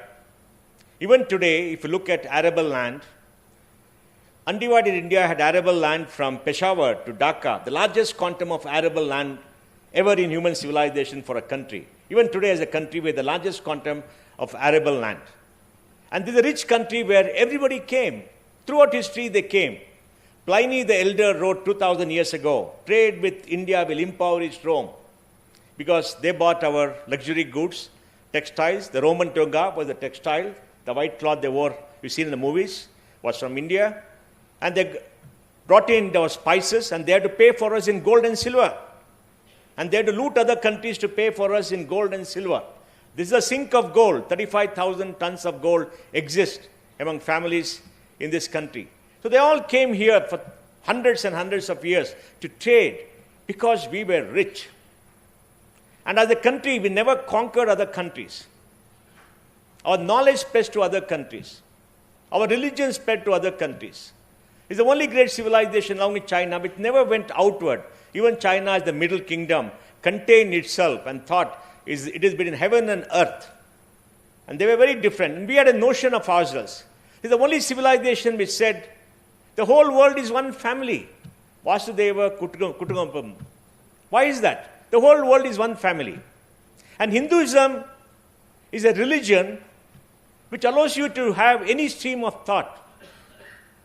In the Charvaka tradition, you can be an atheist. You're still a Hindu.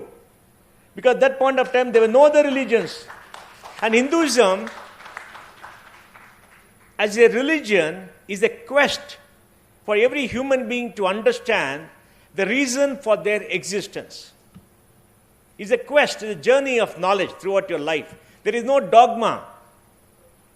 There is no force. There is no compulsion. It's pure free thought. Every idea gets challenged. Because we as a civilization believe in the power of ideas.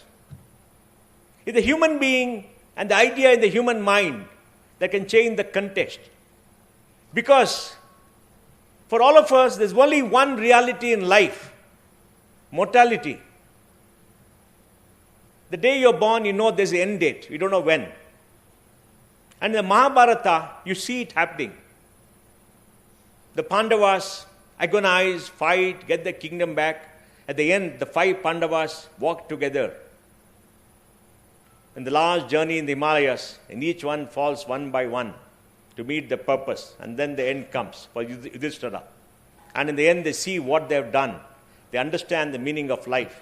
So life is a journey, and we understood that. And we explained. And the journey has to be experienced.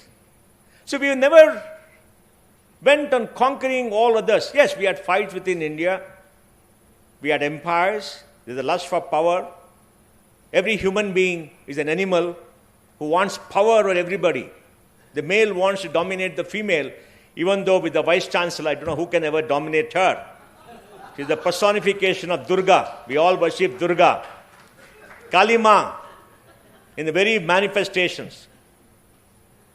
And I say it as an admirer, because I am the product of my mother's work. And you understand the love of a mother and a woman. And I got a very strong wife who doesn't listen to me. So it's important to understand the purpose. I'm saying all this to explain to you why the work that is being done by Sudhanshu and team is very important. So we created the narrative for the world, the purpose for the world. Buddhism rose up here in rebellion to Hinduism and conquered the entire world. And when Shankara came to revive Hinduism, what happened? It's not a battle with swords. It's a clash of ideas. He had a debate with Mantala Mishra, right? And defeated him in ideas. And when his wife said she wants to debate with him, he debated with her, except when she asked a particular question, he took a break and came back and defeated. And when she followed him, and you know how Sringeri came about, you know the story. But it's the power of idea, the power of human thought that dominated, and that's how the revival of Hinduism also came. And we were people who believed life is a search for truth. Is there an eternal truth? Yes, there's an eternal truth, that there's a purpose in our life. But what is the eternal truth we have to discover for ourselves? And the discovery is an individualistic journey for every human being. It's not somebody who writes a book and say, follow 1, 2, 3, 4, 5. You don't follow, I'm going to kill you. You got to do this, you got to do that. Nothing like that. Nobody cares. We argue with our God. We fight with our God. We debate with our God. We leave our gods behind and we do what we want. We don't go to hell for that. You don't go to heaven because you worship somebody.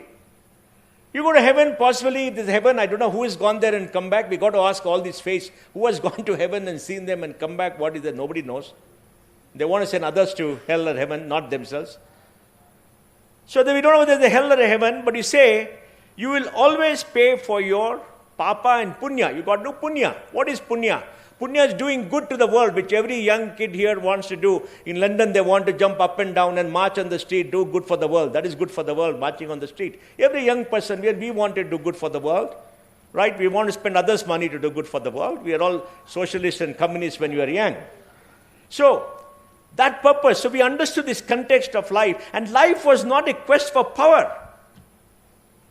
Life was not a quest for conquest. Living was not for conquest. And our rishis taught us, take from nature what you want for a survival, but not for a greed.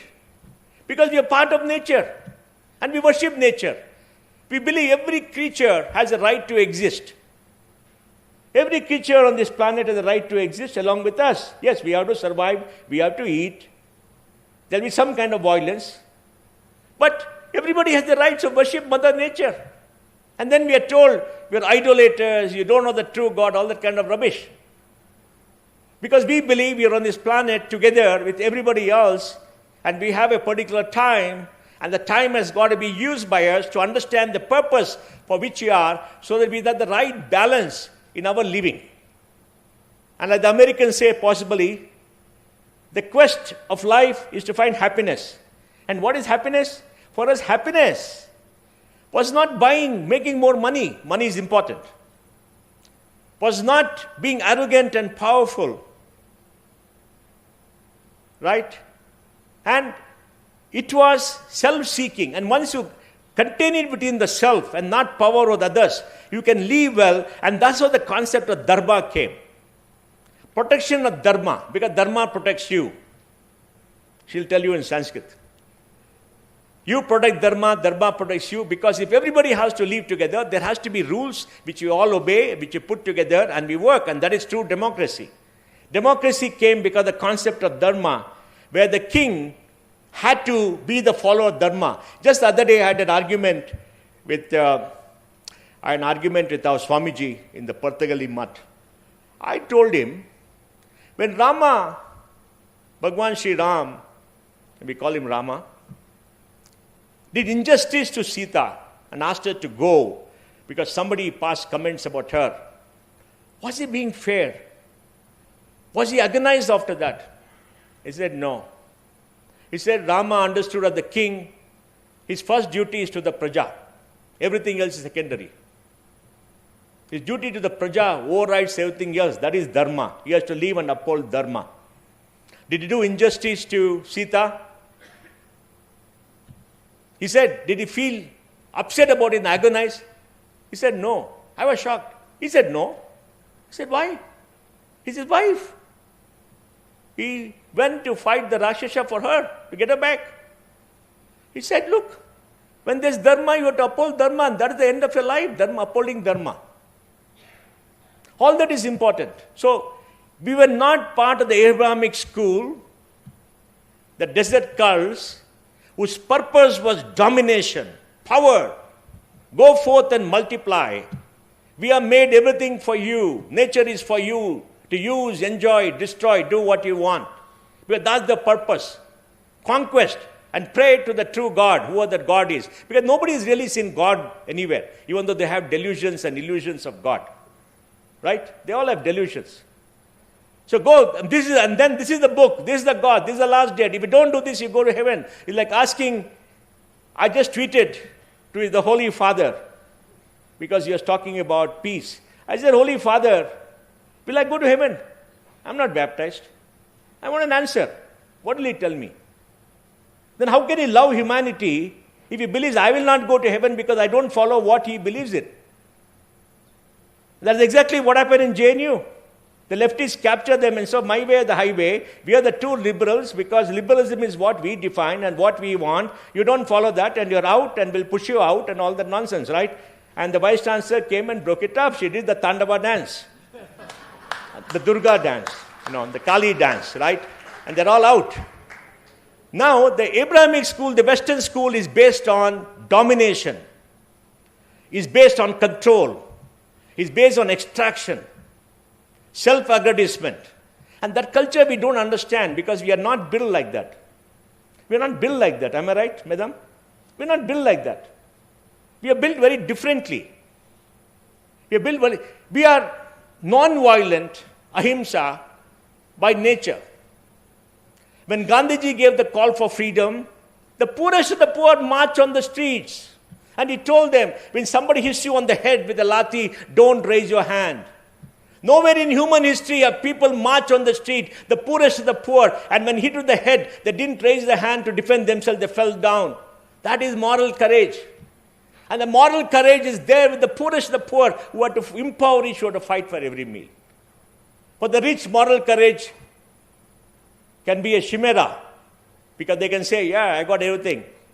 But for the poorest of the poor, and these poor the poor were so generous, when he gave the call to help the freedom movement, Pardhanashin women came out. People with 2 rotis gave away 1 roti. Women gave all the jewelry, everything else for the freedom movement. They had nothing. They gave what they want. And they fought for freedom. They gave us the freedom. It's not Nehru.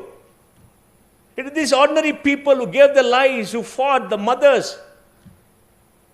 And that is the civilization we are. So we don't understand this Abrahamic school. We try to dominate. We try to dominate. We came into this country, created colonies, extracted. But look at what they did. They knew the true power was domination of the mind and the intellect. They came to the country, destroyed the education system. And Dharampal says that every village had a school. Everybody went to school. There was no caste.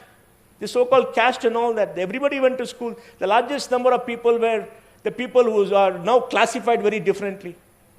Knowledge was there everywhere. And this is a country where, when the Rajguru came to the kingdom, the king came outside, welcomed him, washed his feet, put him on a seat next to him at a higher pedestal.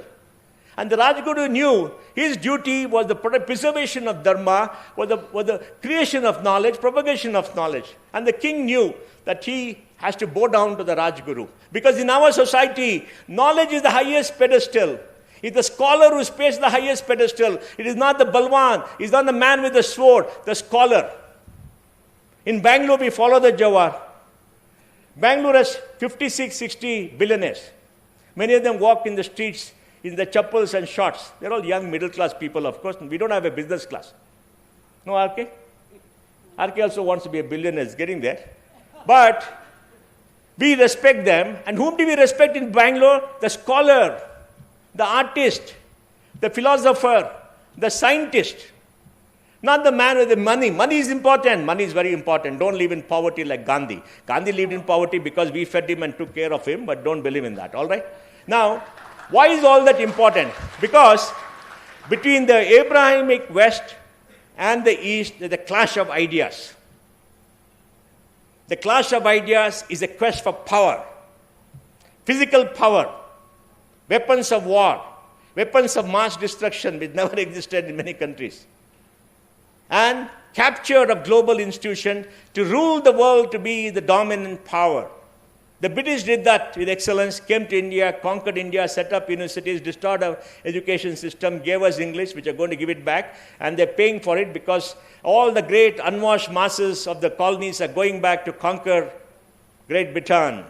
They already have their mayor there, they've got other people there in London, and it's happening in a big way. Karma comes back. So, they came and they conquered, and they rewrote our history, placing them as the benevolent people who liberated us from the sins of the past and gave us hope, gave us education, gave us the future, gave us civilization. Can you believe it?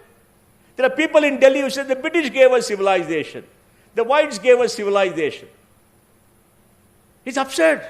And many Indians fall into the trap. Haudu, avare namge civilization kotru. That's the power of the narrative.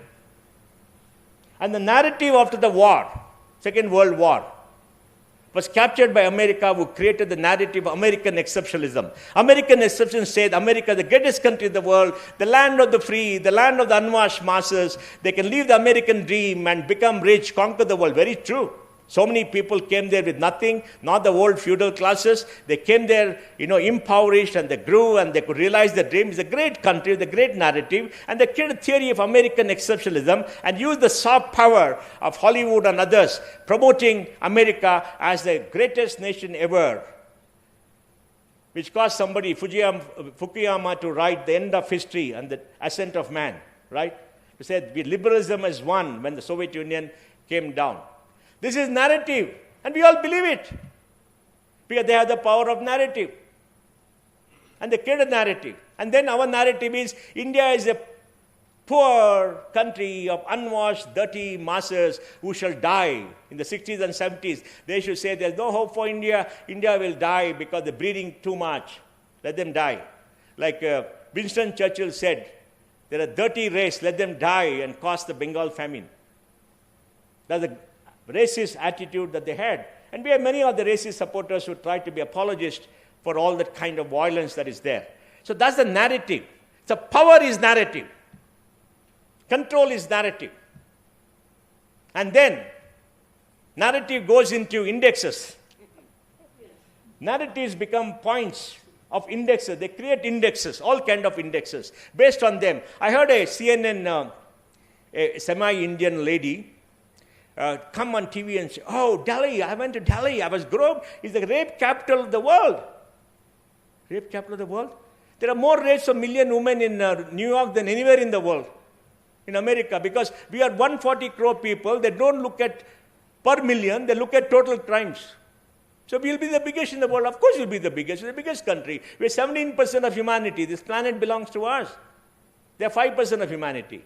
Per capita, they got more crime. They never look at per capita, never look at data. And the great unwashed masses sitting in Delhi here, in JNU and others, they believe it. And they go and abuse us and say, oh, you are a dirty people, we are a dirty people, you are failed, you are this, that, all kind of stuff. It's the power of narrative and the power of index.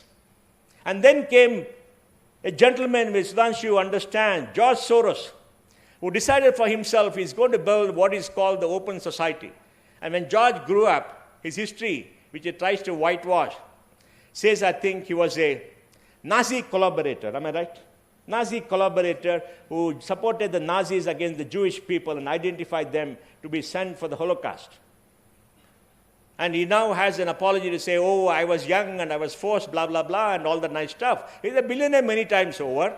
Now he's using his money to create open society, and he's the one who funds all these indexes that have come up in the last 10, 15 years. Professor, you didn't know about this, right? You are a very innocent man who lives in a beautiful campus somewhere in Bombay, in his, sheltered, immersed in his own work without looking at all this and believing everybody, right? And what you read. Don't believe all that.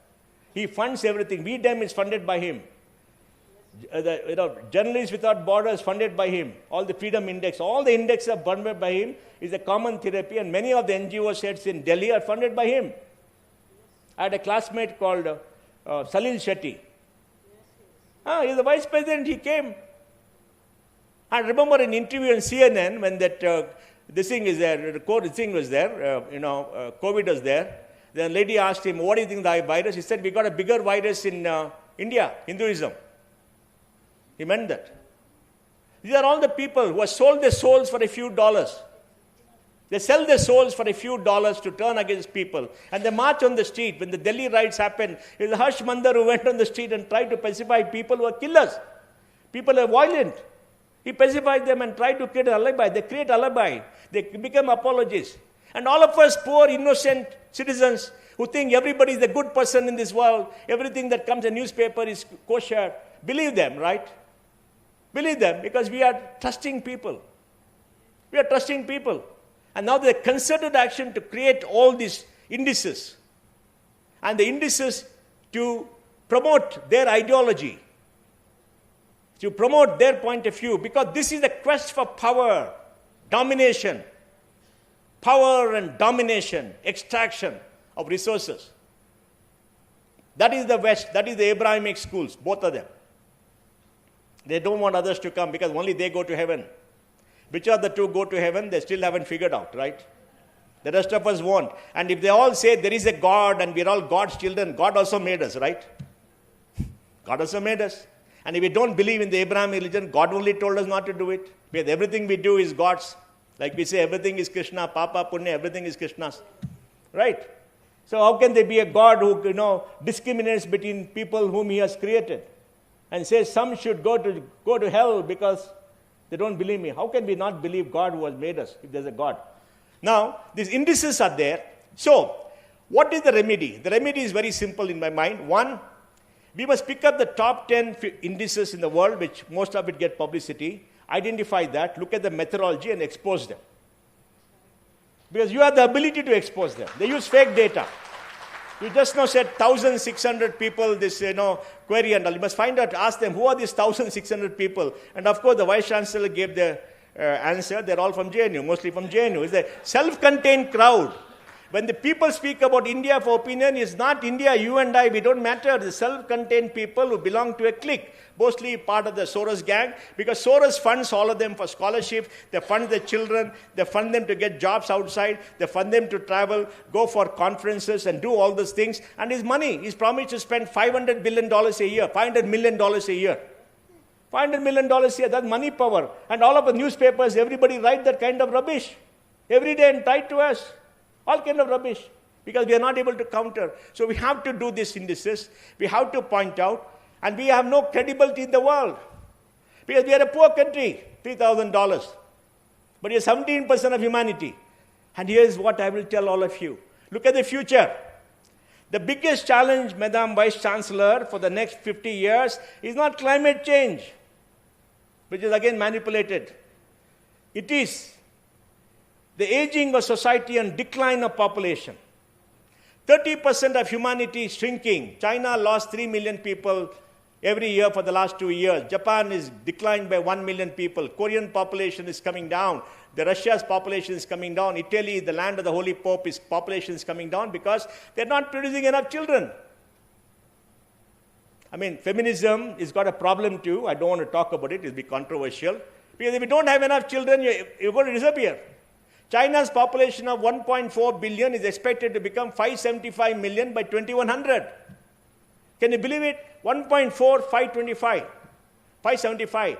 Japan of 122 is going to be 96 by 2050 and 66 or 67 by 2100.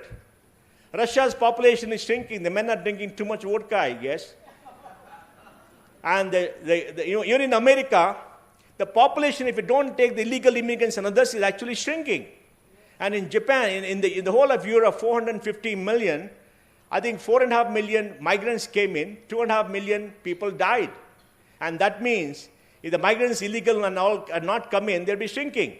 The average median age in Europe is 47 years, Japan 45 years, India is 29 years, China 37, US is 37. So that's the biggest challenge, the aging of society and the decline of society, and the population 8.2 billion could be not 11 million like the UN said, about 9.6, it could come down. And even in India, Tamil Nadu is shrinking.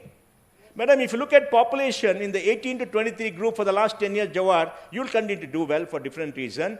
The population 18 to 23 over the last 10-year period grew by 0.2%. And in Tamil Nadu is shrunk. Kerala is shrunk. Karnataka is shrunk. In 21-22, we produced 12 lakh babies. Now it's only 10 lakhs. And we lose 5 lakh people when that matches.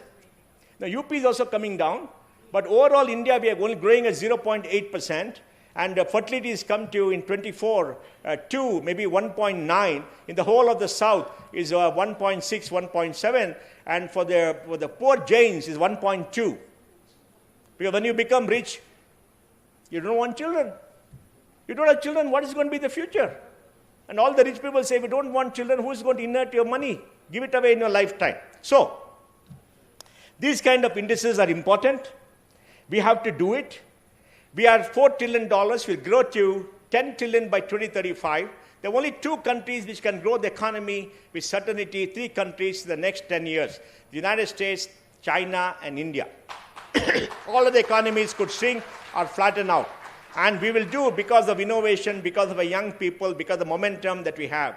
And when we grow up, We have to have the narrative power of the world. Because we as Indians have been victims of all this narrative. We accepted it. Yen madadu nodana nale ashte. Yen madadu paapala yena madli bidi. You know what it means, no? What do you do? But Sudhanshu and the team in Delhi said, we will fight back. We will create indices. Purva Paksha, right? That's the word Rajiv Malhotra uses. Throw the gaze back.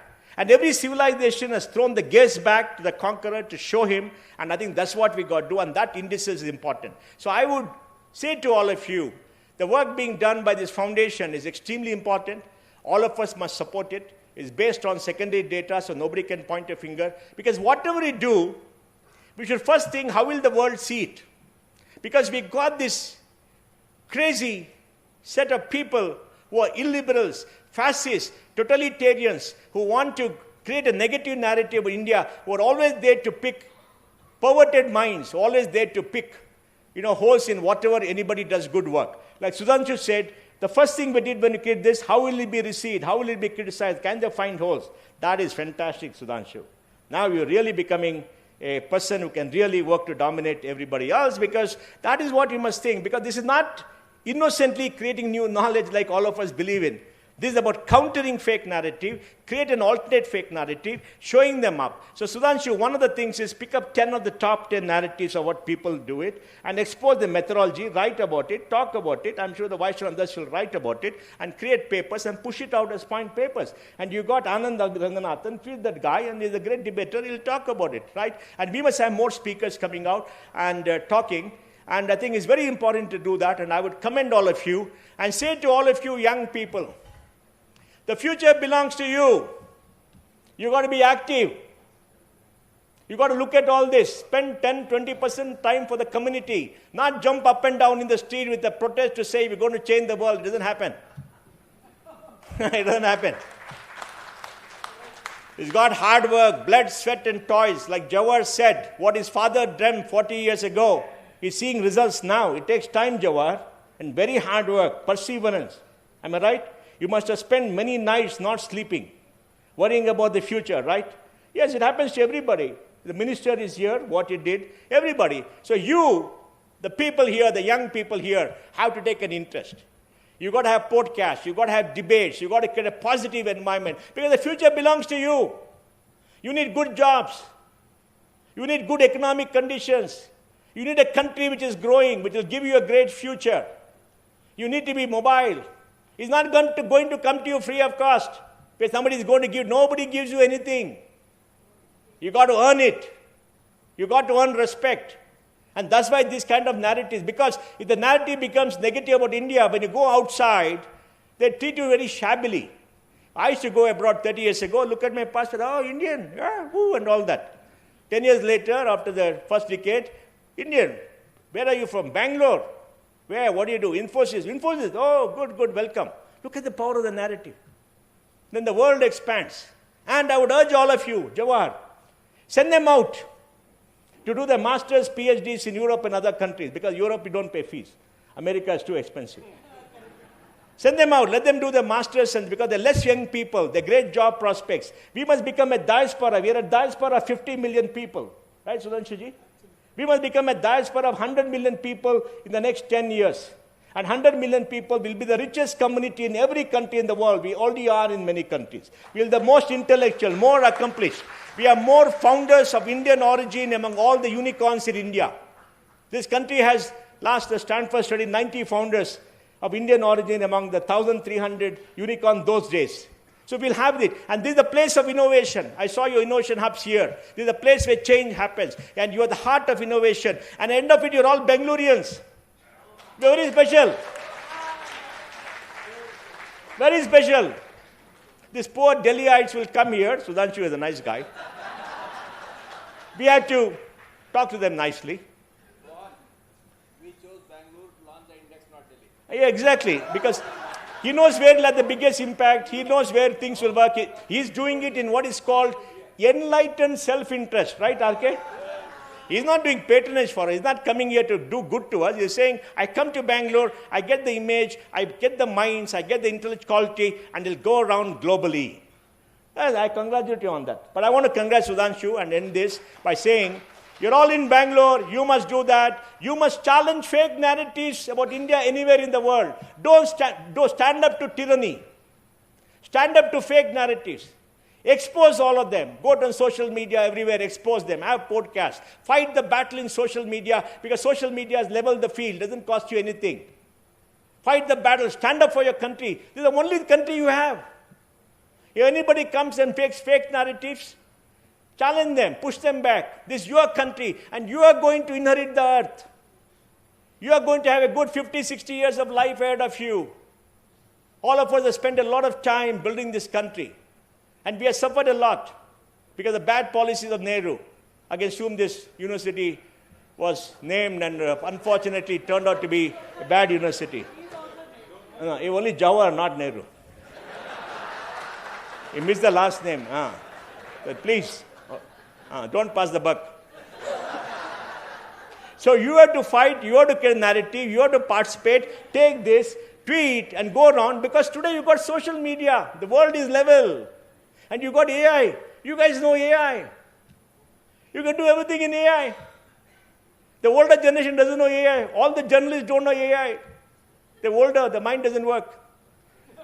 So, do that, and I want to wish you all well. Only thing, publicize it. Get a team of social media people to tweet. Write to, give a copy to all our global missions. Ask Jai Shankar to sponsor that. And then send it all across. Use it in all communique. Use it in the UN and all. Get them the friends. You've got to buy them over. We need a special fund to buy over all the UN rapporteurs and all this kind of people. And this is the battle we got to win. And we are now thrown the first stone. And we will win. And you are going to fight to win for India and make India Rama Rajya. Thank you very much. Thank you, Mohanji, for this awe-inspiring discourse, I would call that. It was simply brilliant, and it was such a pleasure listening to you. And, well, I promise you, the 10 indices shall be shredded.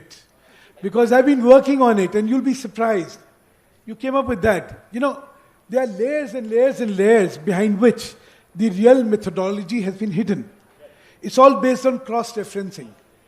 And it's been frustrating. I said, why don't you, like we have, in our website and every communication we have specified, what is our methodology? Why don't you also say it? They'll not respond.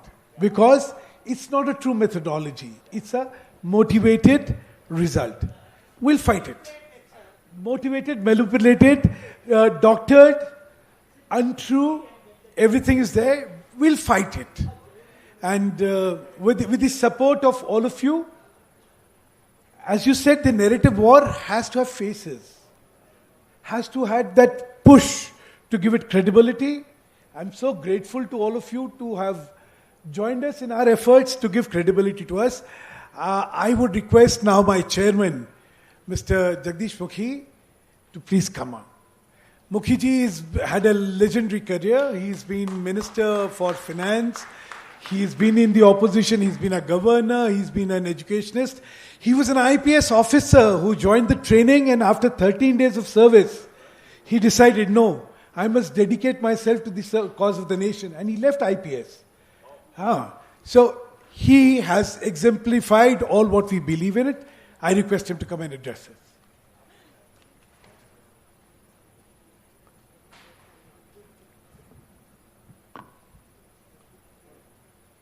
Distinguished guests, esteemed colleagues and friends, as we come to close of this truly momentous occasion, I rise with a heartfelt gratitude and the pleasant responsibility of thanking the many who have made this day possible.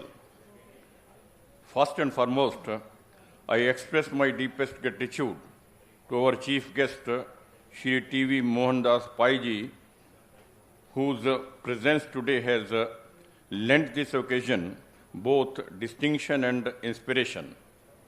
Your words, your vision, and your lifelong commitment to building a better India resonate deeply with the spirit of Responsible Nations Index, we are profoundly honored. I wish to make a special and warm mention of Shri Tejasvi Surya, Member of Parliament, who has graced this occasion as our guest of honor. It is always a matter of great joy and hope when the young take up the causes that matter most. And Shri Suryaji's presence here today and the address he has delivered reflect precisely that. I must make a special mention of Shri Sudhanshu Mittalji, Secretary of the World Intellectual Forum, for it is he who first ideated this extraordinary endeavor. The Responsible Nation Index, in its very genesis, is the fruit of his vision, his conviction, and his belief that India had both the intellectual capacity and civilizational responsibility to offer the world a new framework of nationhood.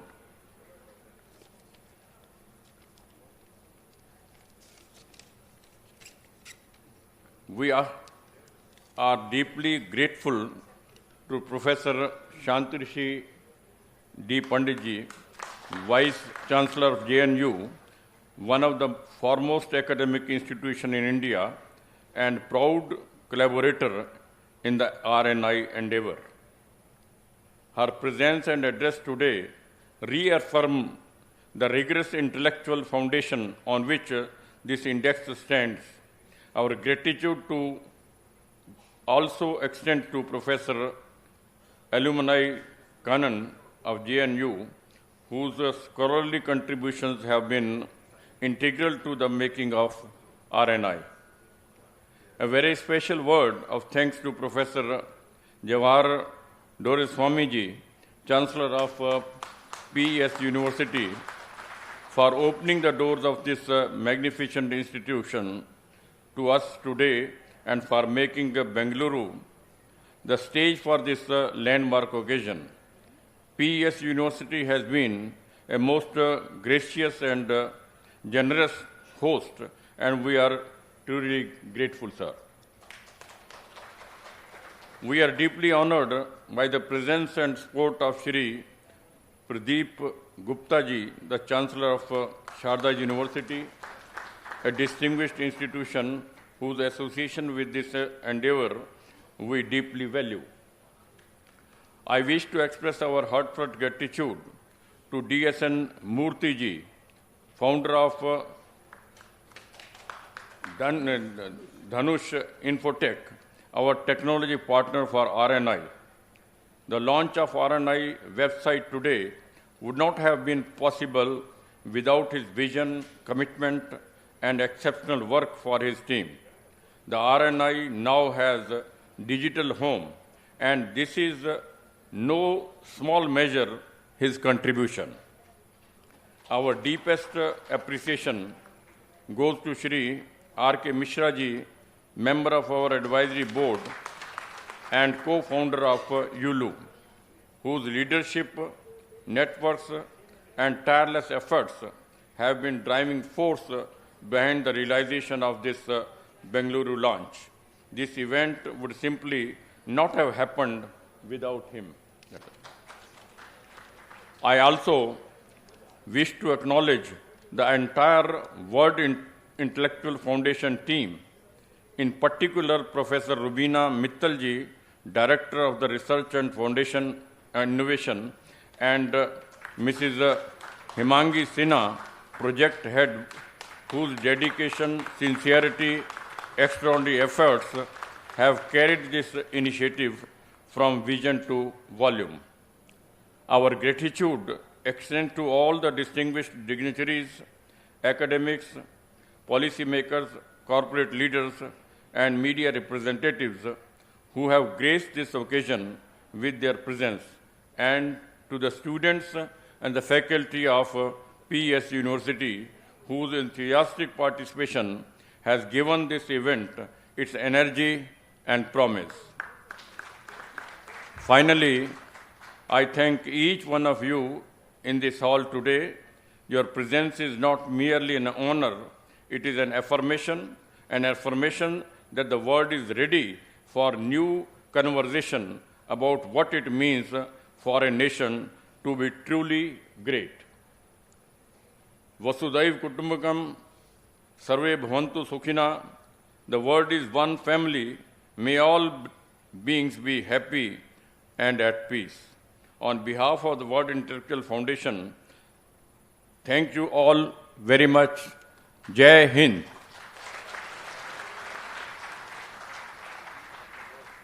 I'm so grateful to our chairman for being with us and inspiring us. I would like to add this one bit which goes beyond Bengaluru and JNU. I'm a product of Delhi University. And we've done a great job also, ma'am. Thank you. Well, I was tempted. And now, on behalf of the World Intellectual Foundation and all of you, may I take this opportunity of felicitating some of our esteemed guests here for the time, for the effort, for the inspiration, and for being a part of us.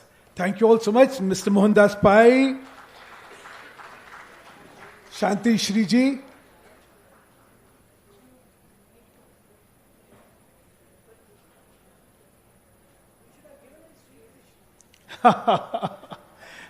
this shall happen in the lunch. I see.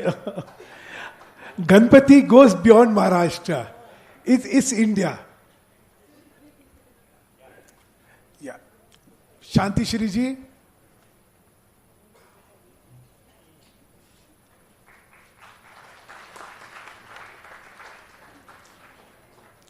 Our esteemed Dean from the Indian Institute of Management.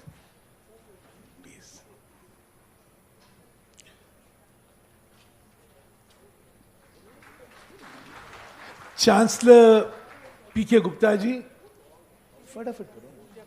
अच्छा जवाहर जी, जवाहर जी.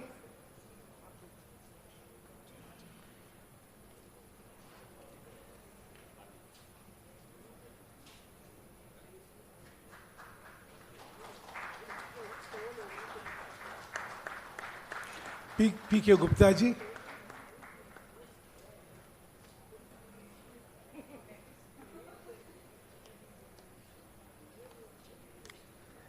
P.K. Gupta ji.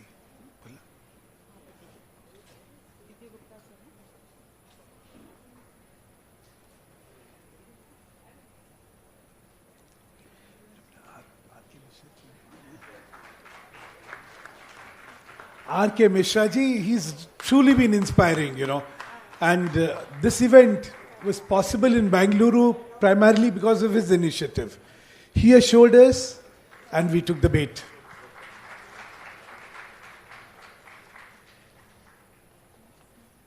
Jagdish Mukhi ji.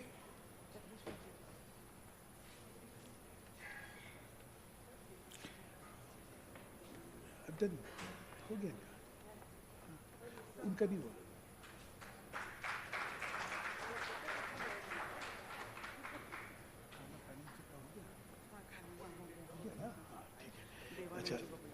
May I call Devananji, who's been instrumental in coordinating all efforts here. Devananji, please be with us. Yeah, a big hand to Devananji, please.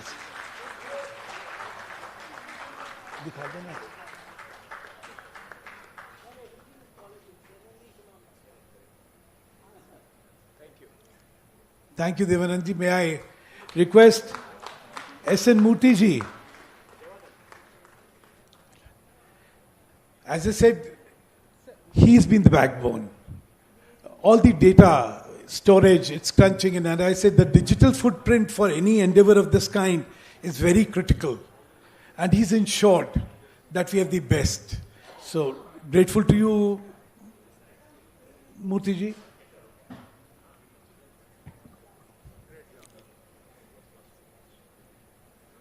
Thank you, sir.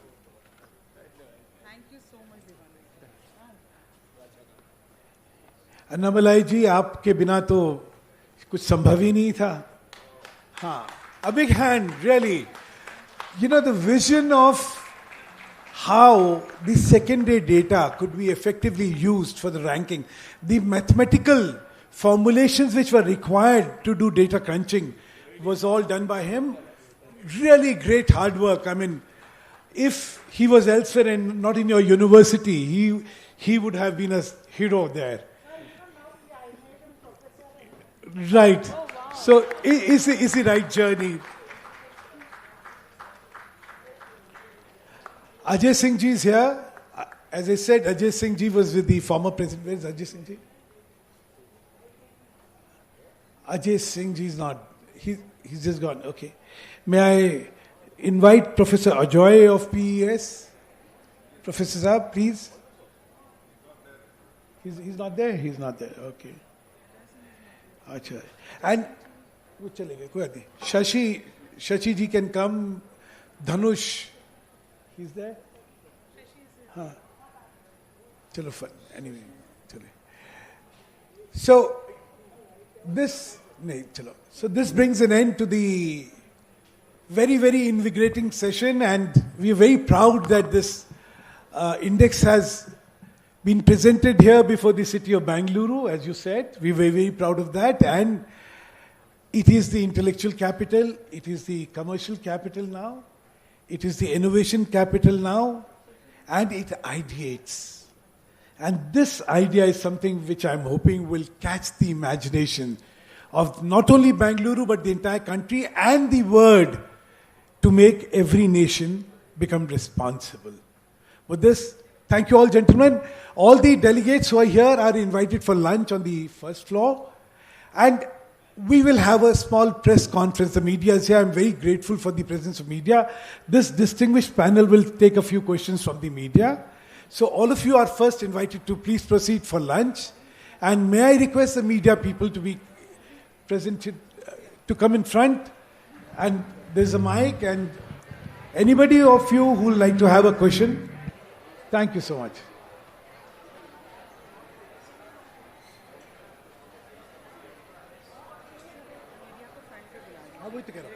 May I request the media people to come in the forefront? Please come on the first row. We had earlier planned the media press conference elsewhere, but looking at the presence of the gathering here, we'll prefer to have it here. Please come here.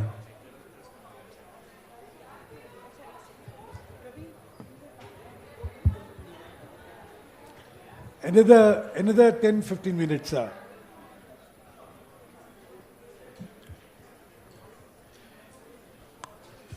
May I request all the media people present here to please come on the first row.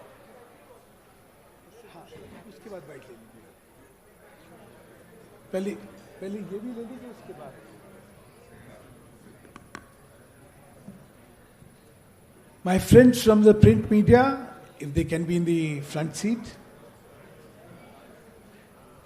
Can we have the mic this side, please? Mic this side. Anna? So, anybody from the print media would want to ask a question? Yeah, the mic de dena inko.